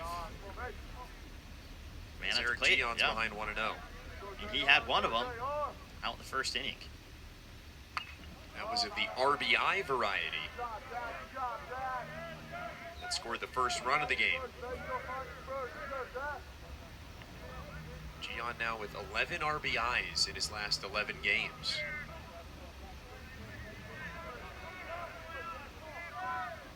And hits in 15 of his last 17. 0-2. Bounces one in the direction of second base. Barth is there and makes the play, 1 out. So Riddell, after running the pitch count up a little bit in the early innings, is at just 77 here in the top of the 6th inning. He'll gladly take that in. Another nice piece of defense from the infield. So how about that play to end it last time for Notre Dame? JBZ. It's just incredible.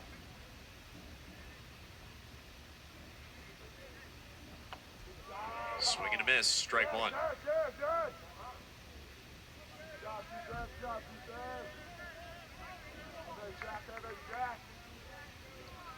J.J. Moran, the third baseman, he's had a number of balls hit his way in the field, and a number of them hit very hard as he fouls this one back, 0-2. Riddell's still up there at 96 miles an hour with his 78th pitch of the day. How'd you like to hit 96 miles an hour in 35-degree weather, Chris? I would not. I'll pass on that opportunity. 0-2. Got him swinging, strike 3.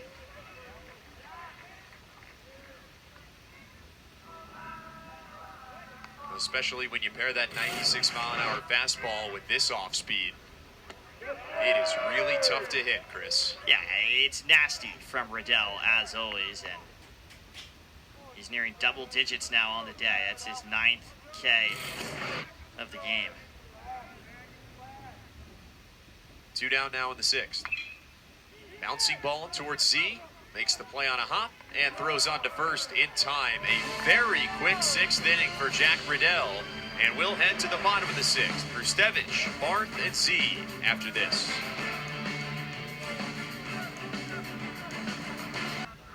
ESPN, the new home for MLB.TV. Stanford 2, Notre Dame 1 here in the bottom of the 6th inning. Parker Brustevich at the plate for the Irish. He takes outside for ball 1. Notre Dame still looking for one more run to even this game at 2.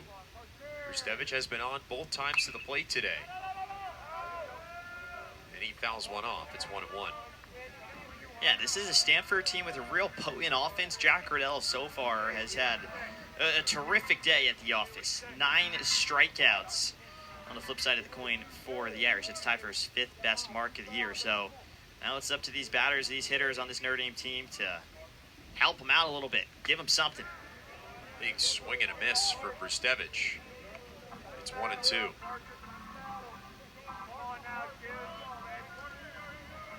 And the bottom of the order has had success getting on base. It's been Brustevich who has started a couple mini rallies for Notre Dame, getting onto the single and then with a walk. He's behind 1-2 here, though.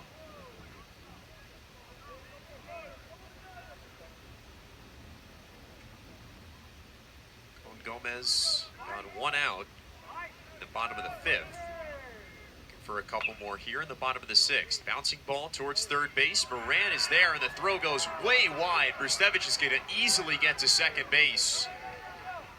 As a throwing error committed there by Stanford means Notre Dame has the leadoff man, Brustevich, on second base. Yeah, there's been a few issues at third today for Stanford, and listen, it's tough to make that throw, but sometimes you got to just let Brustevich take first and settle back in now for Stanford.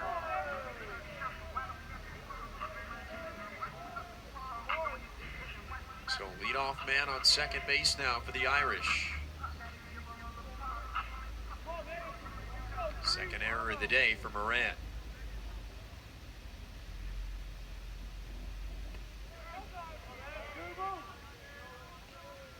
Mason Barth now the second baseman. He's also been on both times today, both times via the walk.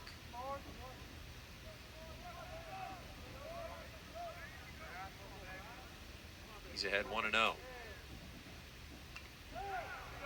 Tips this one down and foul. It's 1-1.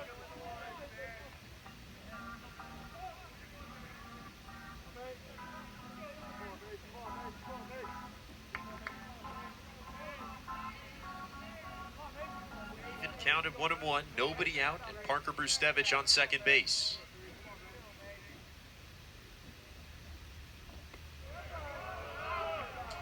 Barth takes a bouncer for ball 2.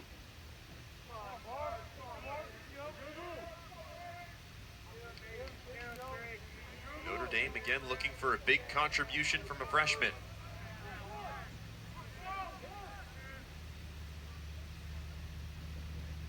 2-1. Called strike, count even at 2-2. The Irish scored their first run of the day with Dylan Passo, a freshman, at bat. Looking for another one here with another freshman at the plate. Cohen Gomez trying to have something to say about that. 2-2. Got him on the inside corner with the fastball. What a pitch from Cohen Gomez. Yeah, just sheer velocity from Cohen Gomez. Don't know if Barth was too happy with it. Perhaps a little inside. Maybe he thought you see him bend his knee, or bend his knees rather. But regardless, Cohen Gomez stepping up big for the Cardinal. So here's Jamie Z. 2 strikeouts for him in the 2nd and the 4th. Went down swinging both times. He takes inside ball 1.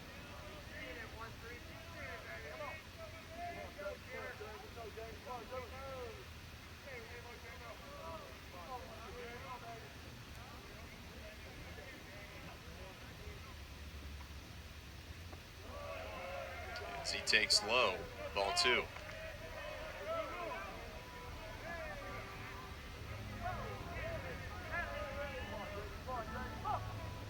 Z looking to at least move over Brustevich. Stanford infield playing in a shift. And Z takes the breaker for strike 1. Z, the player who made the fantastic grab in the outfield back in the bottom of the 5th. And made that incredible play at shortstop to make the adjustment on a line and throw back to first for a double play. As he takes another breaking ball for strike 2. Yeah, top of the 5th, I will correct myself there, but yeah, Jamie Z, real solid two-way player. 2-2.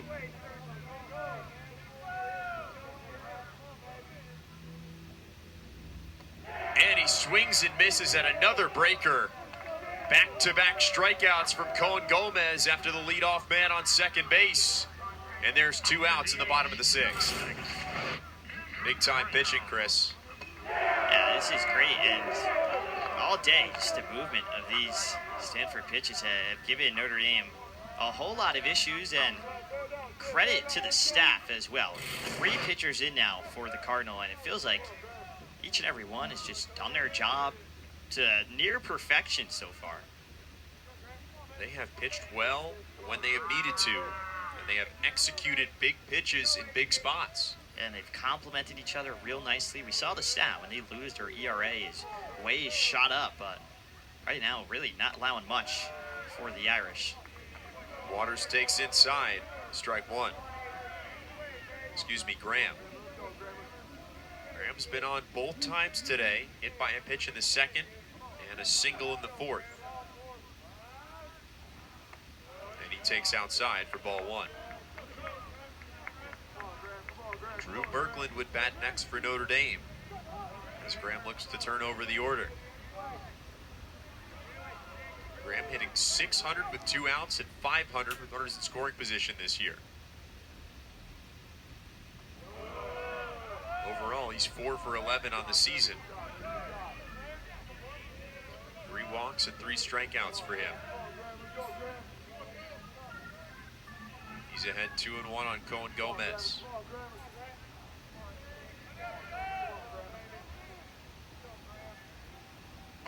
And Graham takes a high breaking ball, ball 3.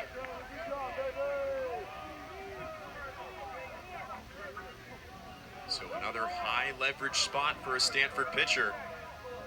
Cohen Gomez has been up to the task so far in this inning. Can he continue to do that?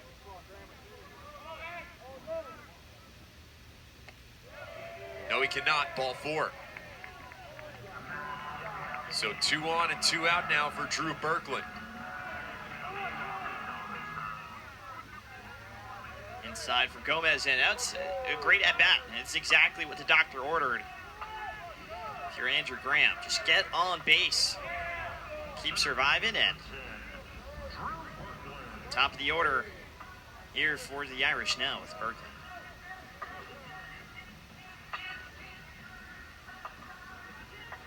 Berglund, a .308 hitter with 2 outs. Although he's going to have to wait at least for a mound visit and maybe for a new pitcher. As David Esker comes out to the mound and he'll ask for an arm out of his bullpen. Pitcher number 4 for Stanford is going to take the mound after Gomez, who throws 1 scoreless inning and leaves 2 runners out there. We'll be back after this on the ACC Network Extra. Gomez's afternoon is done. He gives the Cardinal 1 scoreless inning, although leaves 2 runners out there for Cassius Thomas, one of the most trusted high leverage arms for Stanford this season. He's got a 2.13 ERA and 25 1/3 innings pitched in 21 appearances, Chris. Yeah, that ERA is by far the best out of all the qualified pitchers on this Stanford team, and 22 appearances, even that, I mean, he's been in more than any other pitcher on this Cardinal roster. So, big moment for him, 2 runners on, but it's like deja vu. I think we've seen this same script before. comes in a big spot. We just mentioned, Chris, these Stanford pitchers have been very good at executing pitches in big moments. That's exactly what Cassius Thomas is going to have to do here with 2 out, 2 on, and the leadoff man, Drew Berglund, at the plate for Notre Dame. He's done it before, right? You just say it, right? He's so experienced at this point in the season, and he's been in these exact types of situations. It's nothing new to Cassius Thomas.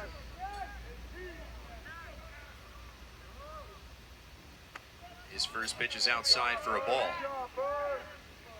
Berglund's 0 for 3 today, although he did score a run back in the 5th inning after reaching on an error.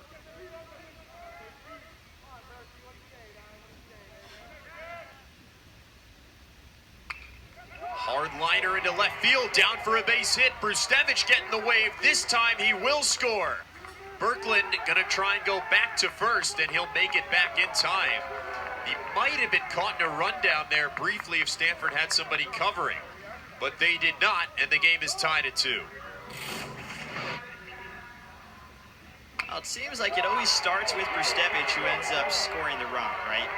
He was able to get on base. He's 6th in the order, and then that just ignites something from the bottom of the order, and you finally bring up Drew Berglund, your leadoff guy, and Berglund's able to deliver the RBI, but those wheels too. He took a big turn around first there, but got back in time. And after Brustevich was thrown out in the 4th inning, he makes it home safely in the 6th to tie the game. It's deserved from Parker Brustevich, arguably one of Notre Dame's best players today. I mean, he's just always been able to deliver. Got a bit unlucky at the plate earlier in the game, so for him to get on the board is something that was certainly coming for quite a while now. 1-1 to Bino Waters. Waters is 0 for 3 today. And hard to overstate how hot of a hitter he'd been coming into this game. Yeah, I mean, he's 4 for 8 at the plate in the midweeks. 3 for 5 on Sunday versus Boston College. I didn't even go back to that Florida State series the Irish played a few weeks back. He was 5 for 8 against the Seminoles in a real tough series for the Irish. He was the bright spot. He was the guy who got things going for them at times. He swings and misses at a high fastball. And they count 2-2. Still runners on the corners with 2 outs. Bino Waters trying to give Notre Dame the lead. .390 hitter this season with runners in scoring position. Andrew Graham on third. The 2-2 pitch. Down low. And no throw to Berglund at second base. So 2 in scoring position now for Notre Dame. Yeah, nobody really there. It's Charlie Bates, the second baseman, but that's exactly what Berglund would have hoped for. Just a clear path to second, he'll take it. 3-2. Outside, ball 4, and the bases will be loaded for Mark Quattrani. Good job by Waters there to draw the walk. Speaking of things we've seen before, Mark Quattrani with bases loaded. It's a Valparaiso game, a midweek, April 14th. He had this opportunity a few times. He came up just short, and listen, the wind is not his friend right now, but he loves this sort of moment. This is a guy built for the big moment. And a big one right here. Bases loaded, 2 outs in a 2-2 ball game. And the first pitch from Cassius Thomas up high. Cassius Thomas allows just a .210 batting average with runners on this year.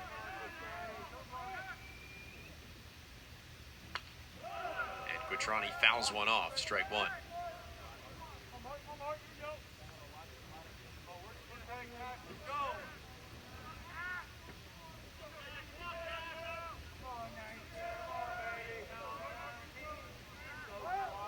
Bases loaded, 2 out.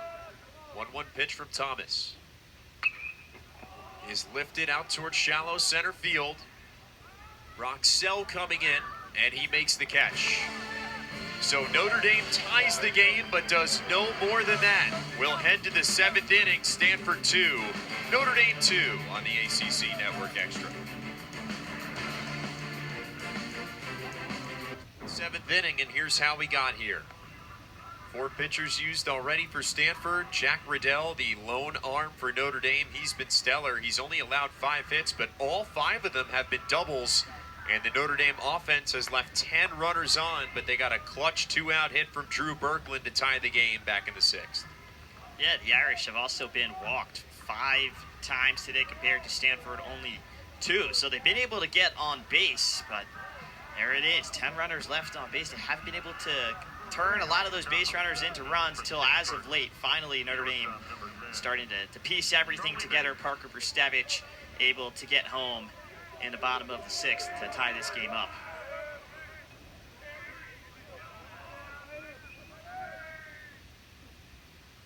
Riddell comes home with the first offering of this 7th inning. It's fouled off. It's Charlie Bates, the shortstop, at the plate. Reached base both times today. It was a walk in the 2nd and a double in the 4th.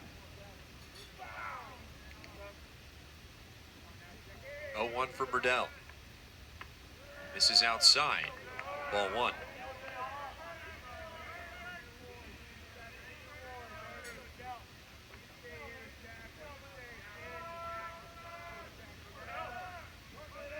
Bates waits on the 1-1 pitch and takes a strike. 1-2.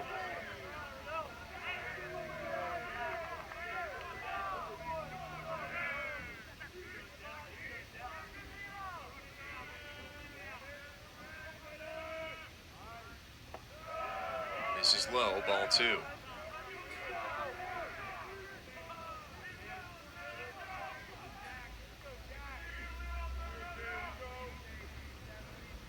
Even count here at 2-2. Riddell looking for the first out of the 7th. And it's fouled back by Bates. Chris, this is exactly what it did in the 2nd inning when he worked a 13-pitch walk on Riddell. He just kept fighting in that at-bat, stayed alive long enough to earn a walk.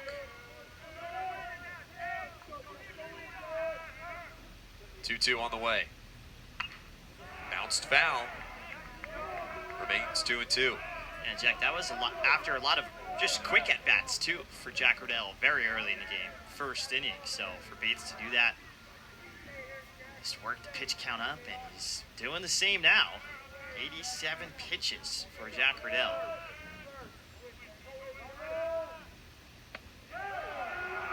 And he just missed with the 2-2. The count's going to go full.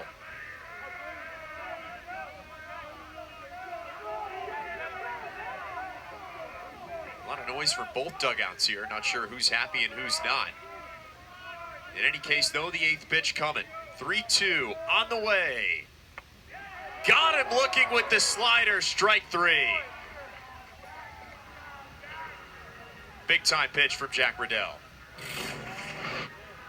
Take a look at the movement here. A bit of a slow-mo as that one just finds its way right into the zone. And Charlie Bates, who's a real great hitter, unable to do anything. And how about this, Jack? Last 6 starts for Riddell. At least 7 innings pitched. Notre Dame's 3-0. Less than 7 complete innings. 0-3. So the more they get out of him, the more likely they are to take home a victory. Well, he went 7 innings last week. That turned out to be a complete game as Notre Dame mercy ruled Boston College on Friday. And Riddell's not a guy that's afraid to run up that pitch count. He threw almost 120 in a 9-inning complete game and a win over Clemson back in March. And it's even the close games, right? Virginia just a few weeks ago, 7 complete innings in that one. That game was a 5-3 win for the Irish. And Riddell was able to silence the Cavaliers quite a bit. Unable to get much off of him in that one. He's ahead 1-2 on Jimmy Nadai.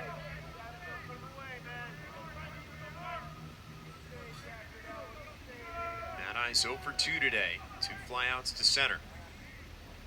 He waits on the 1-2 from Riddell. And fouls it off down the right field line. Long foul ball. Just last note about Riddell's spectacular season. 5th game this year with double-digit punch-outs. At Boston College game, you mentioned that's his highest with 11. So almost there, almost tying his season high. Swing and a miss. There's strikeout number 11. That ties the season high, like you mentioned, Chris. And there's 2 out in the top of the 7th. 91 strikeouts now on the season for Jack Riddell. He's just wheeling and dealing, and it's so hard as a hitter with the velocity of which Riddell throws at, and you combine it with just the spin on the ball, the movement. It makes for such a tough challenge. When you look at the profile for Jack Riddell, there's just so much to like. He's a big, imposing presence on the mound. He throws hard with a fastball. He's got a great put-away changeup. He's got a controllable slider, and he doesn't throw balls. Right? He doesn't walk batters. Doesn't create unnecessary traffic for himself on the base paths, and I think that's a big reason why he's able to go so deep in these games. Swing and a miss here from Luke Lavin. And it's 1-2. It's definitely the biggest difference with Riddell and the average pitcher here in the ACC or all of college baseball, matter of fact. But yeah, 6'5", 250, pure muscle too. This guy is an athlete. Another strikeout, 3 up and 3 down by way of the K for Jack Riddell. He's got 12 on the day, and we'll head to the bottom of the 7th with Stanford 2 and Notre Dame 2. Jack Riddell putting on a show.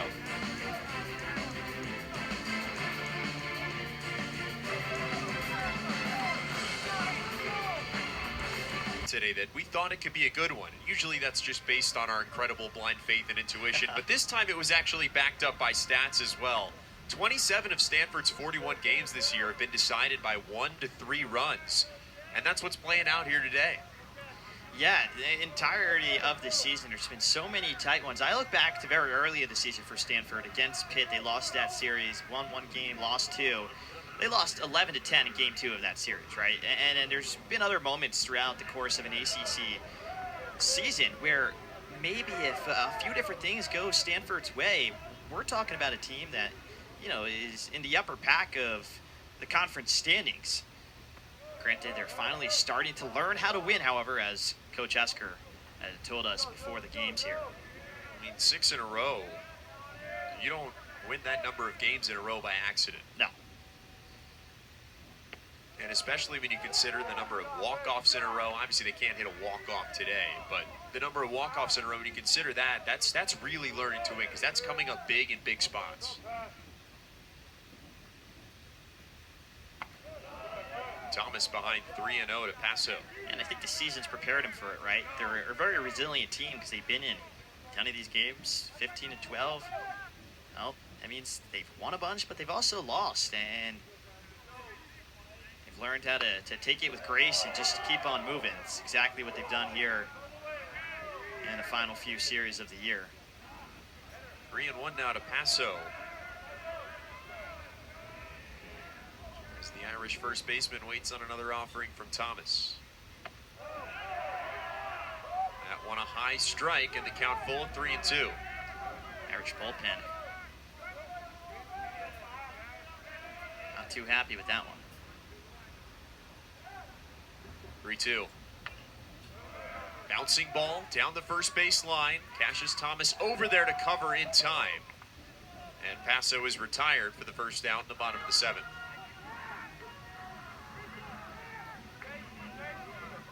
Chase Lee will bat now for Notre Dame. Pretty athletic play there by the pitcher, Chris. Yeah, very athletic. I was just about to say, I mean, Dylan Paso has some wheels on him. That was by no means a simple routine play. Like, Cassius Thomas had to work for it. Gets the work done and gets an out to show for it. Thomas sets, fires, and misses outside, ball 1. Chase Lee 0 for 3 today, 2 flyouts and a strikeout back in the 4th inning. Stanford jumped out to an early lead in the batting average department, but Notre Dame has drawn even with them. And Stanford has fallen back as well. Both teams 5 for 25 on the afternoon. As Lee takes inside.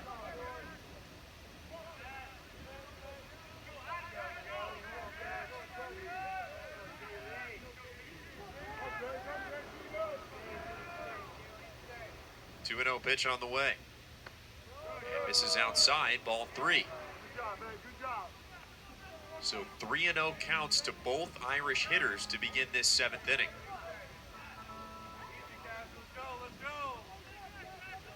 Got out of it with Paso. See if he can do the same with Lee. Here's the pitch from Thomas. And that one misses well high, ball 4.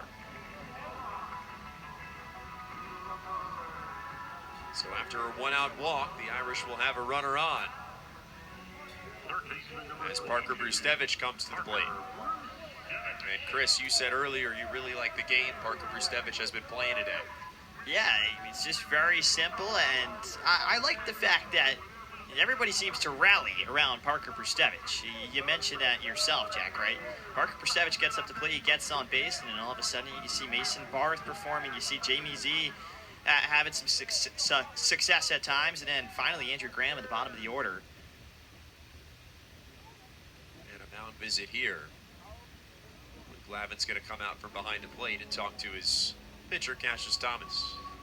There is some movement in the bullpen as well. A few pitchers warming up, so see what happens.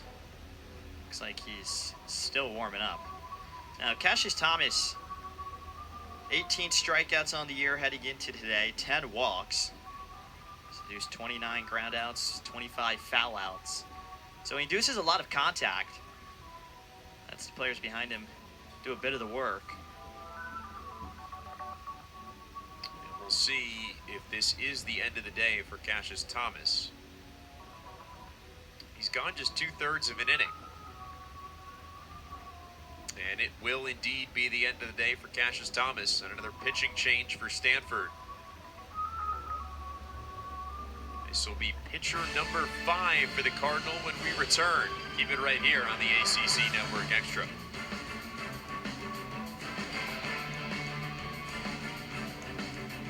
Here's Hammer, the freshman from San Clemente, California. He's got a 5.66 ERA this season and 20 2/3 innings pitched. And 18 walks to 27 strikeouts. Yeah, well, over his last 10 appearances, he has not allowed a run. He surrendered 3 hits and 2 walks with 10 punch-outs over that time. Now, that's in about 7 innings of work. So, see what he's able to muster up today against the Irish as pitching by committee unit looks to stay the course and stay strong here, Jack. Harris Palmer will face Parker Brustevich with 1 out and 1 on in the bottom of the 7th inning. And Brustevich takes inside, ball 1.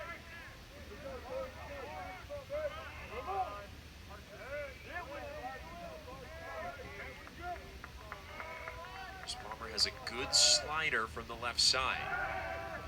Checks back to first, and Jace Lee.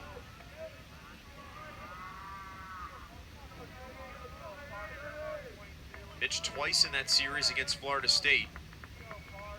Allowed just 1 hit.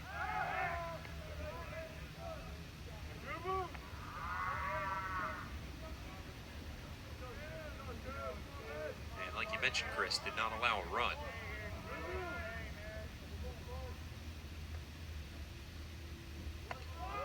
Pitched exactly 2 innings across those 2 appearances.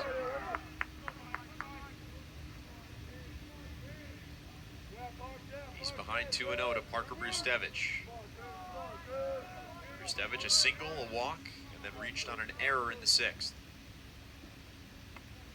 And he takes high and away, ball 3. You mentioned it, Chris. Can Parker Brustevich start another rally here? Looks like it. He's heading to count, and this has been an issue for Stanford today. They haven't had a whole lot of success at putting it in the strike zone early. 3-0 pitch in there for a strike. Brustevich was never swinging at that one. Okay, they count 3-1. Another check back to first. Jace Lee 1 for 2 this season on stolen bases. So not a guy that loves to run. Another 3-1. Fouled off, 3-2.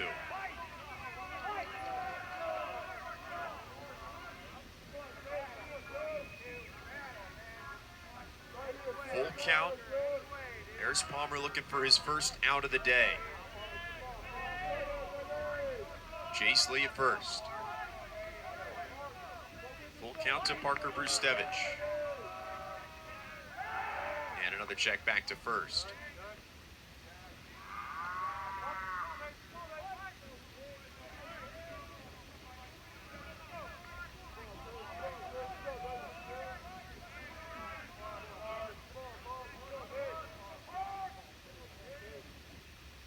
Payoff pitch. Lee runs, ground ball up the middle, and a diving stop at second base. Throw to first, gets away. Brustevich gonna get to second, Lee's gonna get to third, and another error by Stanford means Notre Dame's gonna have 2 in scoring position.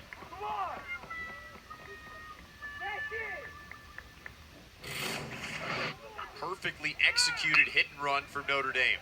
Yeah, well, it was well done here from Eric Gian to get his feet set. Initially, he was bouncing towards second a little bit. He realized where the ball is going to go, and then it's just the execution or lack thereof that ultimately moves Notre Dame runners to second and third. Well, a big spot now for Mason Barth, who takes ball 1. 2 in scoring position and 1 out in a tie game in the 7th inning. That's the second time today Notre Dame has executed a hit and run very well. That's likely a routine play for Gian if he's not stepping towards second base to cover on the Lee steal attempt. Slider misses high here. It's 2-0. Barth 2 walks and a strikeout today. He's a .314 hitter this season with runners in scoring position. Ahead 2-0, he waits on the pitch. And takes a bouncing fastball, ball 3. Second straight batter behind 3-0 for Ernst Palmer.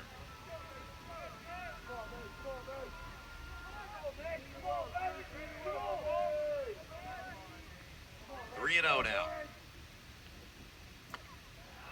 Called strike, 3-1.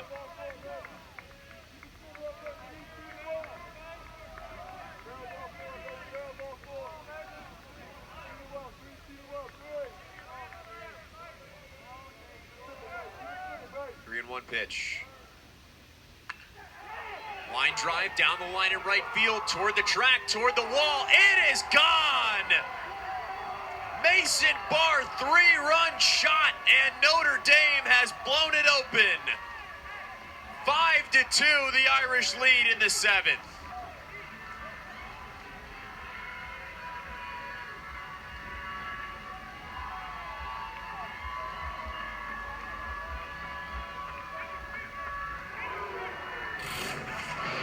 It's a big-time swing, Chris. Yeah, the celebration says it all. Look at the energy. Sprinting the bases is Mason Barth, a guy who just continues to get better with each passing game this year. And to your question, is Parker Brustevich going to start the rally, as is Jace Lee? The answer is yes. Notre Dame having so much success in the bottom of the order today. Now a square to bunt from Jamie Z. And he's behind 0-1 as he fouls it off.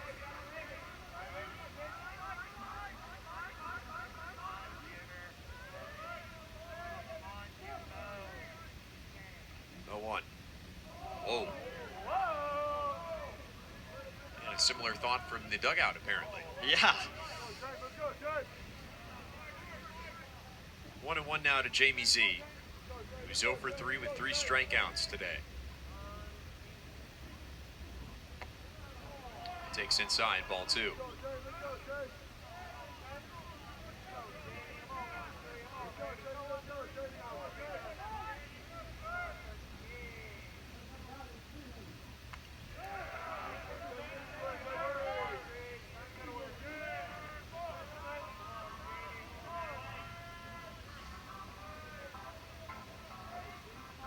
Two and two now to Jamie Z.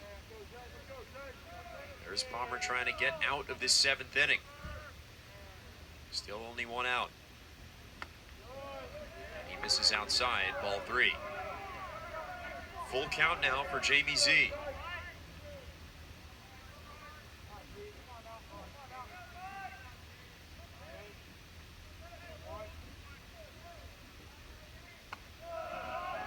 High and away, ball 4, and Z draws a walk.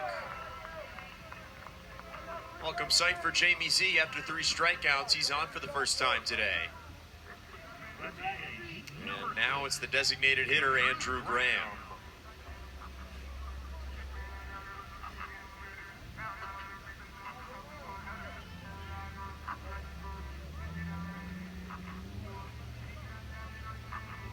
Graham has been on all 3 times he's come to the plate today.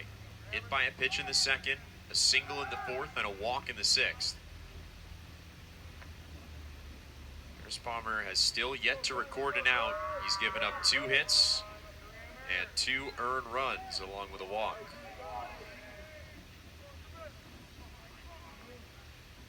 "17 pitches for him. Now back-to-back looks back to first base.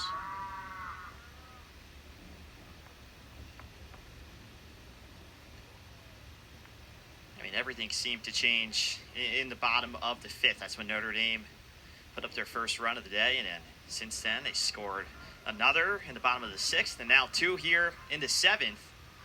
And that is when Parker Warner, who was brilliant for Stanford on the mound, was replaced by Cohen Gomez. Since then, they haven't really been able to match the intensity that Gomez brought. They have not, and there's Palmer talking things over with some of his teammates here as Stanford is getting an arm loose in the bullpen. It's Ben Reimers getting ready for the Cardinal.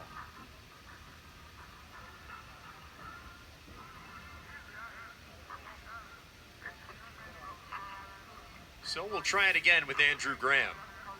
There's Palmer still yet to throw him a pitch. He's gone to first base twice, and a mound visit, and now another mound visit. And we'll see if this might be the end of the day for Ayers Palmer.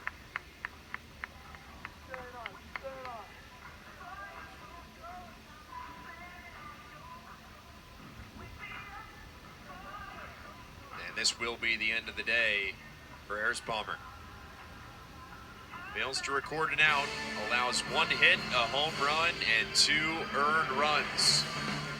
Notre Dame leads for the first time today after this Mason Barth home run. Look at the energy here. More after this on the ACC Network Extra.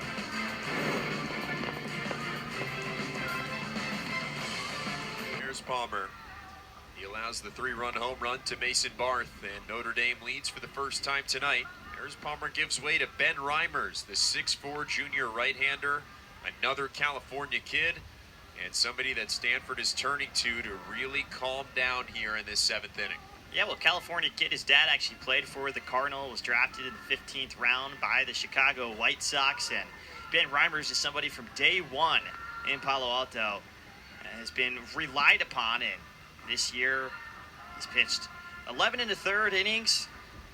He struck out 7 in that time, walked 11. So for him, it's about control, finding the zone, and really just calming the storm right now as the Irish put up 3 runs here in the bottom of the 7th thanks to that Mason Barth home run you mentioned, Jack. So for the 3rd time, Andrew Graham's going to come to the dish. Hopefully he sees a pitch this time. He saw 2 throws back to first, then a mound visit with the teammates, then a mound visit with the coaches, and now a new pitcher. And he'll have to wait. Looks to be a pitch comm issue here.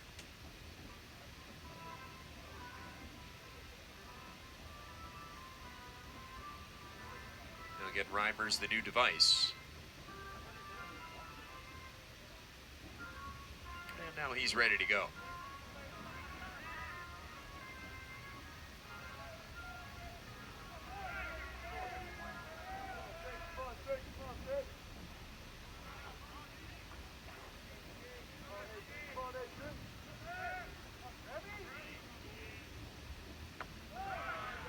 And he takes strike one. Reimers has allowed just a .222 average with runners on this year.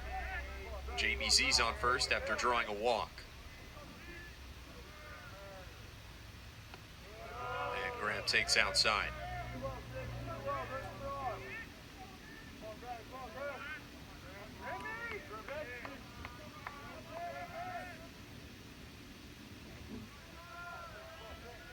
Graham waits on the 1-1. And takes on the outside corner, strike two. Good pitch that time from Reimers.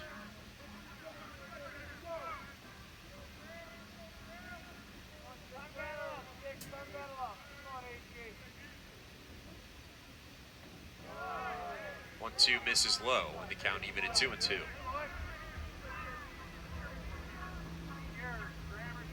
Graham reached all three times today. Hit by pitch in the second, single in the fourth, and walk in the sixth. And he hits one softly up the middle. Could be a double play. On to second for one, and on to first for two. Well executed by the Stanford defense to get us to the 8th inning.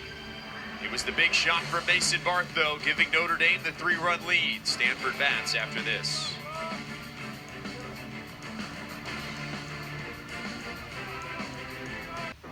He matches his career high with 12 strikeouts, and he met the moment all afternoon. His day's done after 7 innings. Can't say enough about what he's given Notre Dame today. Yeah, just a variety of the pitches, and he's also really helped Notre Dame on offense as well, right? He's given these batters a lot of comfort coming up to the plate against a Stanford team that usually puts up a whole ton of runs. So a job well done once again from Jack Riddell, and it brings forth Noah Rooney. Noah Rooney, the Minnesota transfer. Notre Dame looking at him to keep this lead at 3. He'll face the top of this Stanford order. Rooney has struggled a bit recently. He's allowed at least 2 runs in 4 of his last 5 appearances. But he's a guy, and that's important with a lead, he's a guy that's going to throw the ball in the strike zone. 28 strikeouts this season and just 7 walks.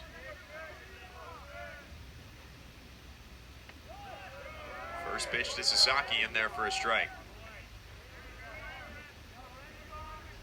Noah Rooney had a nice 6 strikeout game against Boston College less than a week ago. I was in the Sunday game there.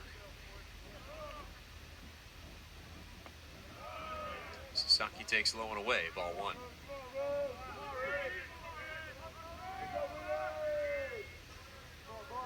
Sasaki 1 for 2 today.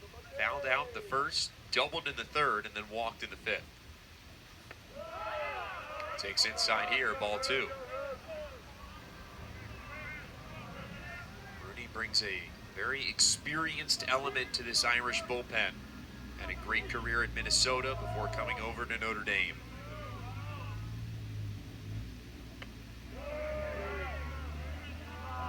And he's been a guy that Coach Stifler has often turned to out of the bullpen. Yeah, excellent pickup in the transfer portal, especially with a pretty young staff, young team, all things considered. There is Sean Stifler. Sasaki chops one hard down the first baseline, and it stays 2-2.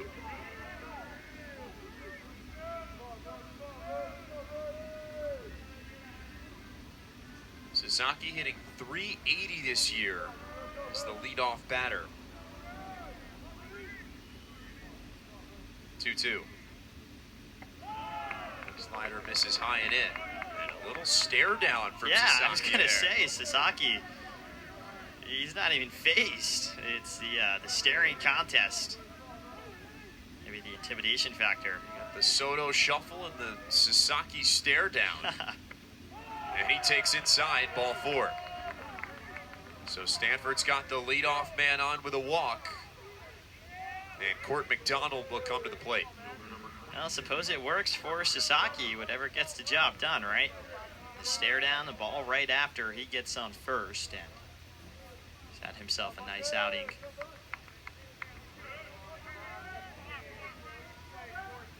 Court McDonald, a hot hitter as of late. He's got hits in 16 of his last 21 games. He takes a first pitch strike here. Good story. He's bounced back this season after an injury affected his 2025 junior campaign last year. His stats this year, his numbers are much more in line with his outstanding stats in 2024 as a sophomore when he hit 325. 337 for him this year, and 340 with runners on base. He's got one out there, and Sasaki on first. Yeah, he's got the second best batting average on the team, and he's somebody who's also had a solid games thus far. I mean, 1 for 3, but I like what I see from him as a base runner as well. He's a really fast guy. Takes outside here for ball 1. Well, he was an outstanding track athlete in high school. He holds his school record in the 4x100 and the 4x400 relay. So he's got some speed. He pulls this one foul down the right field line. He's got some power too, look at that. He certainly does.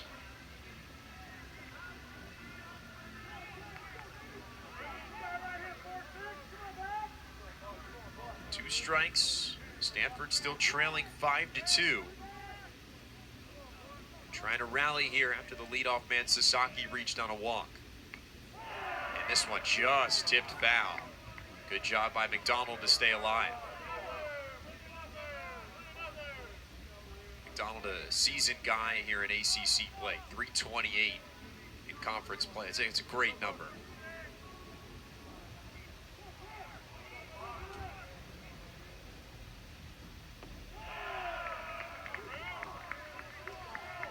Two-two now after that one misses low.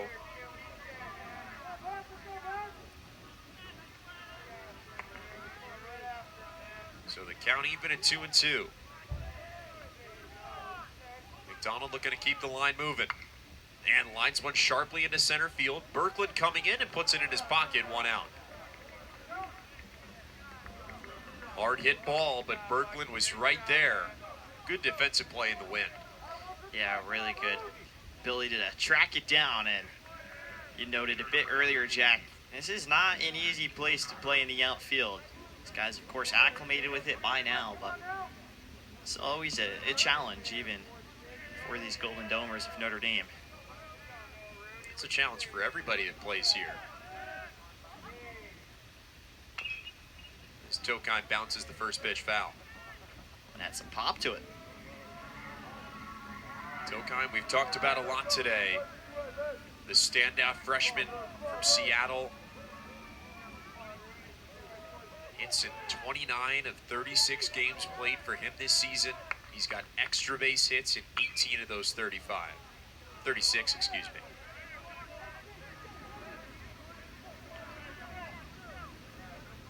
He's among the top of his class in every single major statistical category across the country.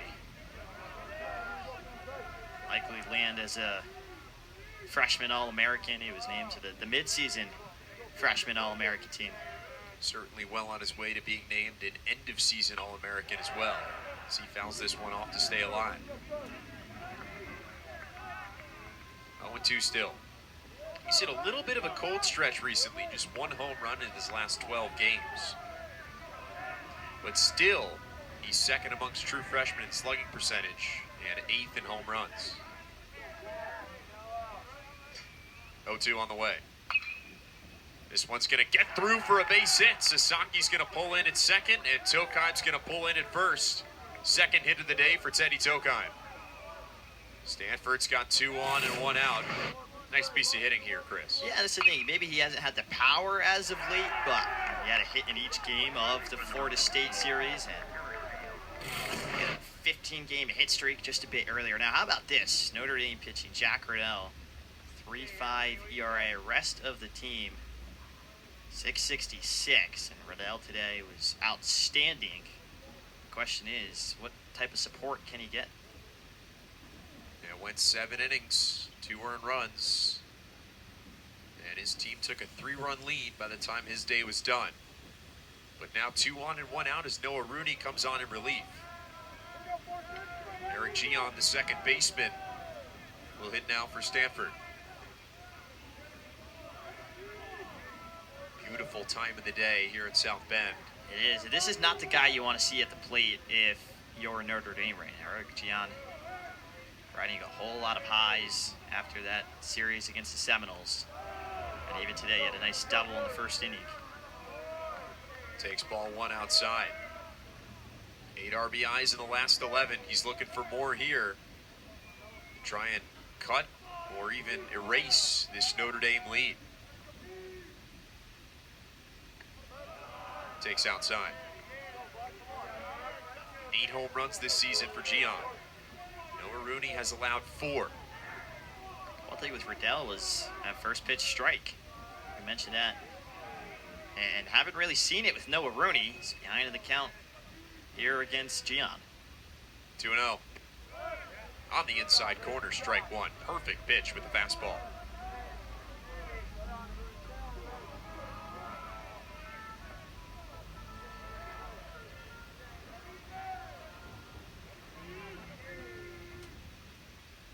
Two and 1 pitch. High fly ball down the left field line. Waters coming in, trying to make the play in the wind. Camps out under it and makes the play. 2 out.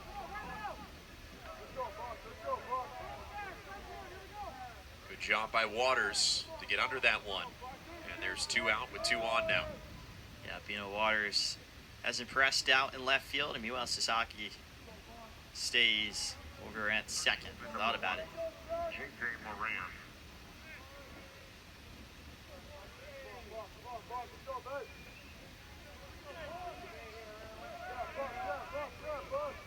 J.J. Moran now, the third baseman. 3 strikeouts today, all swinging. He takes ball 1 here. He's been on a bit of a cold streak. Wasn't too hot against Florida State. Didn't get on base in 14 at-bats against them, but was 2 for 5 in the midweek against UC Davis. Needs to channel that performance here, as the Cardinal need him. They certainly do. It's a big spot for him here. He's hitting .304 with runners in scoring position this year.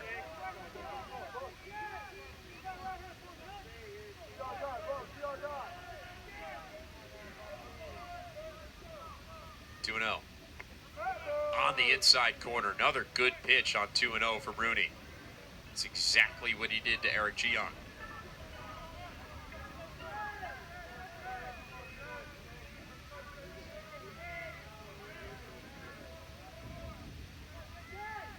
Two and 1. Misses inside. 3 and 1. If Moran were to reach, Brock Sell would be the next batter for Stanford. He's 0 for 2 today.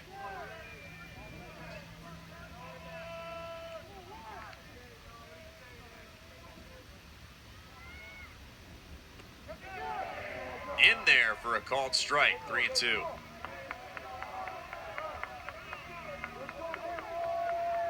Well, as far as the pitches come, they don't get much bigger than this one's going to be. 3-2. 2 out, 2 on. Top of the 8th. Here's the pitch. Ground ball towards short. Z is there. Fires across the diamond. Got him. To the bottom of the 8th we go. Notre Dame 5, Stanford 2. Keep it right here on the ACC Network Extra. For Stanford. We want to take some time here in the bottom of the 8th inning. A lot of our crew here at Fighting Irish Media are students, and we want to take a second to recognize Andrew Ryan up there on the high home camera today, braving the wind, the elements. And as far as camera operators go, there's not many better than Andrew. Well, he's done so many of these broadcasts for us at FIM, and he's working his last game today. So big time shout out and a big time thank you to Andrew. And what we do here is just such a small part of the broadcast, and what Andrew's doing up there is a whole heck of a lot harder than what we got to do today. Up there in the cold, in the wind. 100%. Great job today, Andrew.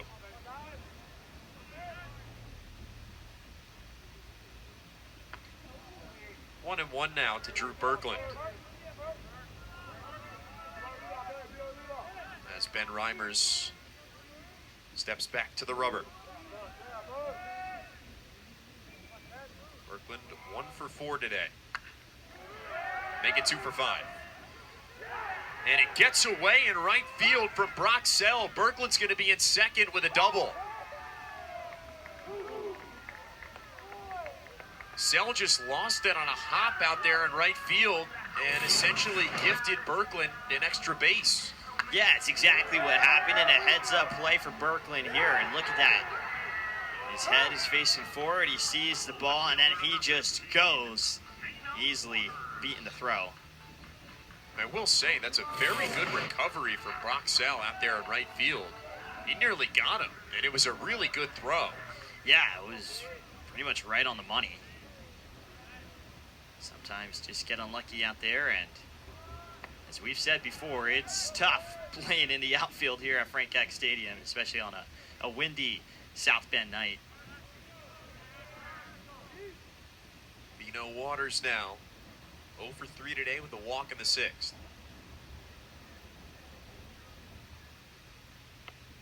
Takes inside, ball 1.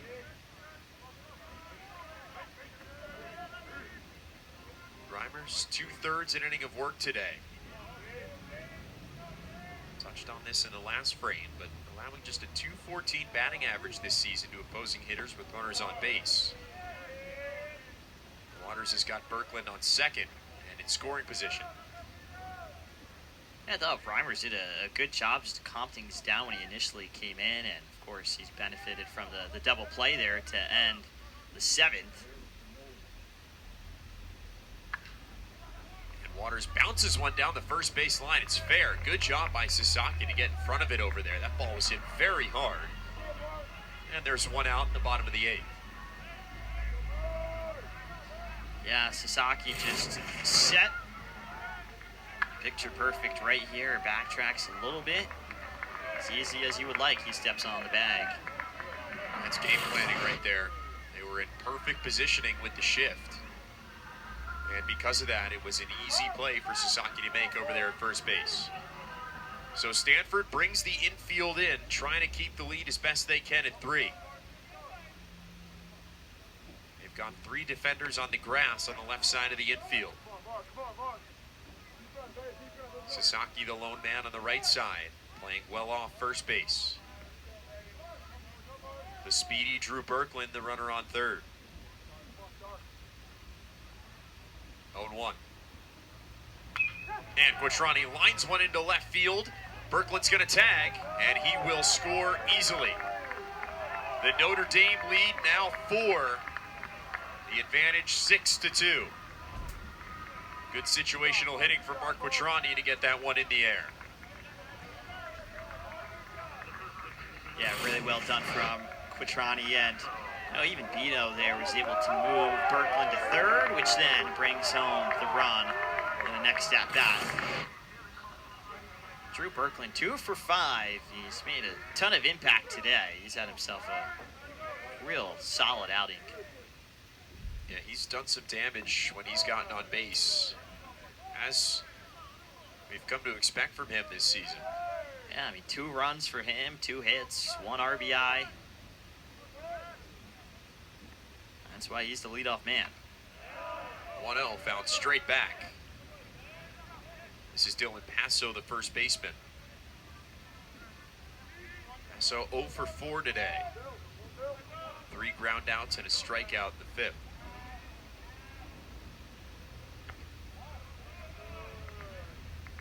Takes outside, ball 2.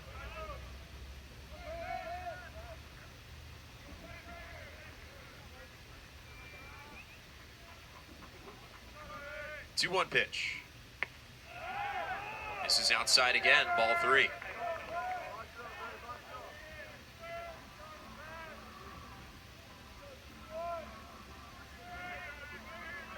Paso, a 300 hitter this season with 2 outs. He waits on the 3-1 and takes outside, ball 4.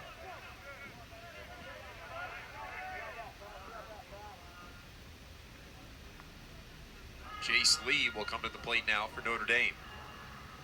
The right fielder, number 1. Jace Lee 0 for 3 today, but then walked in the 7th.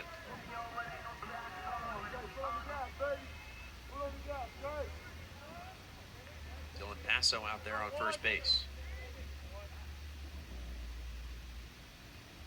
And Lee takes strike 1. Lee, a 250 hitter this season with runners on, 242 with 2 outs. Both of those marks well below his season average of 294. As he takes ball 1.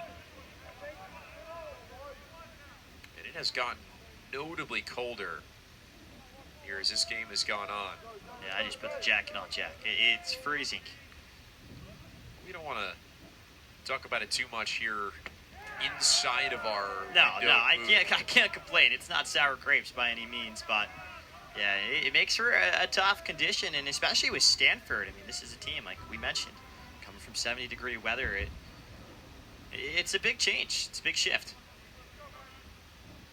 1-2. Line to the right side, another base hit for Notre Dame. Passo's going to go first to third, and Jace Lee's going to try and get to second here. He's in safely.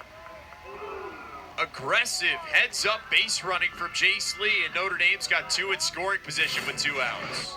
Yeah, I thought initially maybe Broxell's throw to second would get there in time. It looked like Lee didn't have enough to bobble, but just not enough mustard on it. Because he quickly stands up, right? He's not really able to get the force and the power behind it. Jace Lee will gladly take second as Paso gets to third. And there's been a number of times today Notre Dame has been aggressive on the base paths, and it's paid off, trying to turn singles into doubles, trying to go first to third on base hits, and even some hard hit balls on the infield. And for the most part, it's really worked out for Notre Dame today. This one skirts away from Luke Lavin.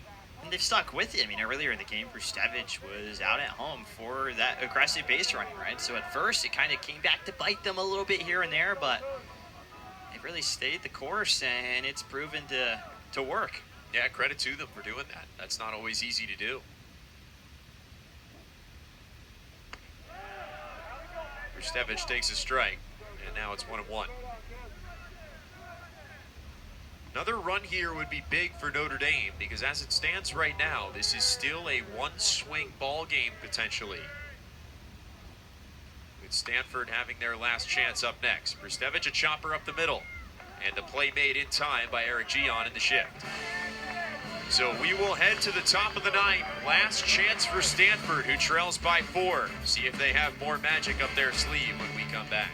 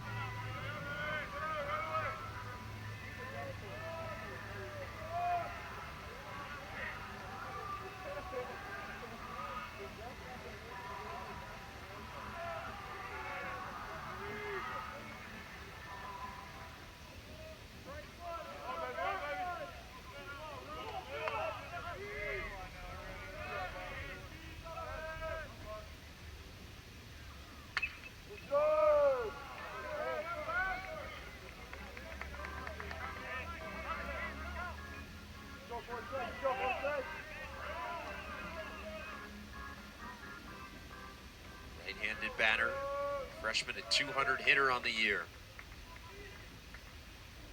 This is just his 16th at bat of the season. and he's behind 0-2. Noah Rooney still on the mound for Notre Dame. Navigated some trouble to post a scoreless 8. The same in the ninth would mean a save.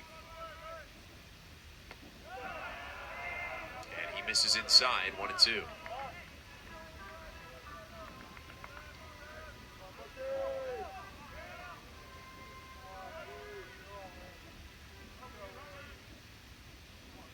One and two. Bouncing ball down the third base line and foul. I think any time in these final innings, Chris, that a team can get the leadoff batter on base, that's really, really big. And that's exactly what Stanford's trying to do here with Philip Chong.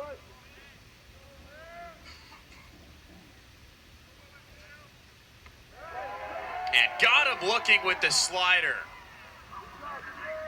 Great pitch from Rooney. 1 out.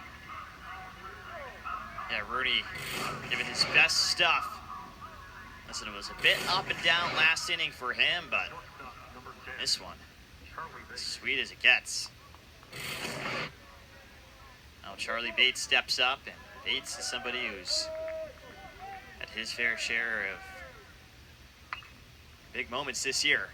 He's going to slash one high into left field. Waters coming in and makes a low catch in left field, but there's 2 out.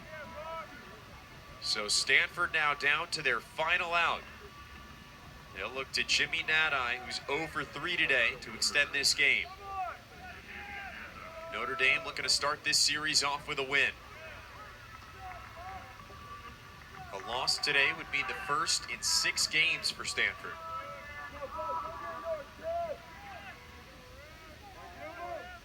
If you know anything about this Cardinal team, though, you know it's certainly not over yet, although it might be now as Z comes in, makes the throw across the diamond, and the game is over. Notre Dame takes it 6-2 over Stanford on the back of a big, timely home run from Mason Barth and some good pitching from Jack Riddell and Noah Rooney. Yeah, that was the difference. It was on the mound. Jack Riddell he tied his career high, 12 strikeouts. And then defensively, I thought Jamie Z, who made that final out there, was brilliant all day long for Notre Dame. So from top to bottom, a real good day in the office for Sean Stifler's men, and they get a well-deserved 6-2 win here at Frank Eck Stadium, Jack. Feel-good win here on Friday. The Irish go behind their Mr. Friday Night, Jack Riddell, to take the series opener from Stanford. We'll be back tomorrow here at 2 Eastern from Frank Eck for Game 2 of the series. For everyone who helps put on these broadcasts, our producer Ben Swiderski, our director Will Bailey, and everyone that helped out today, thank you so much for watching, and have a good night.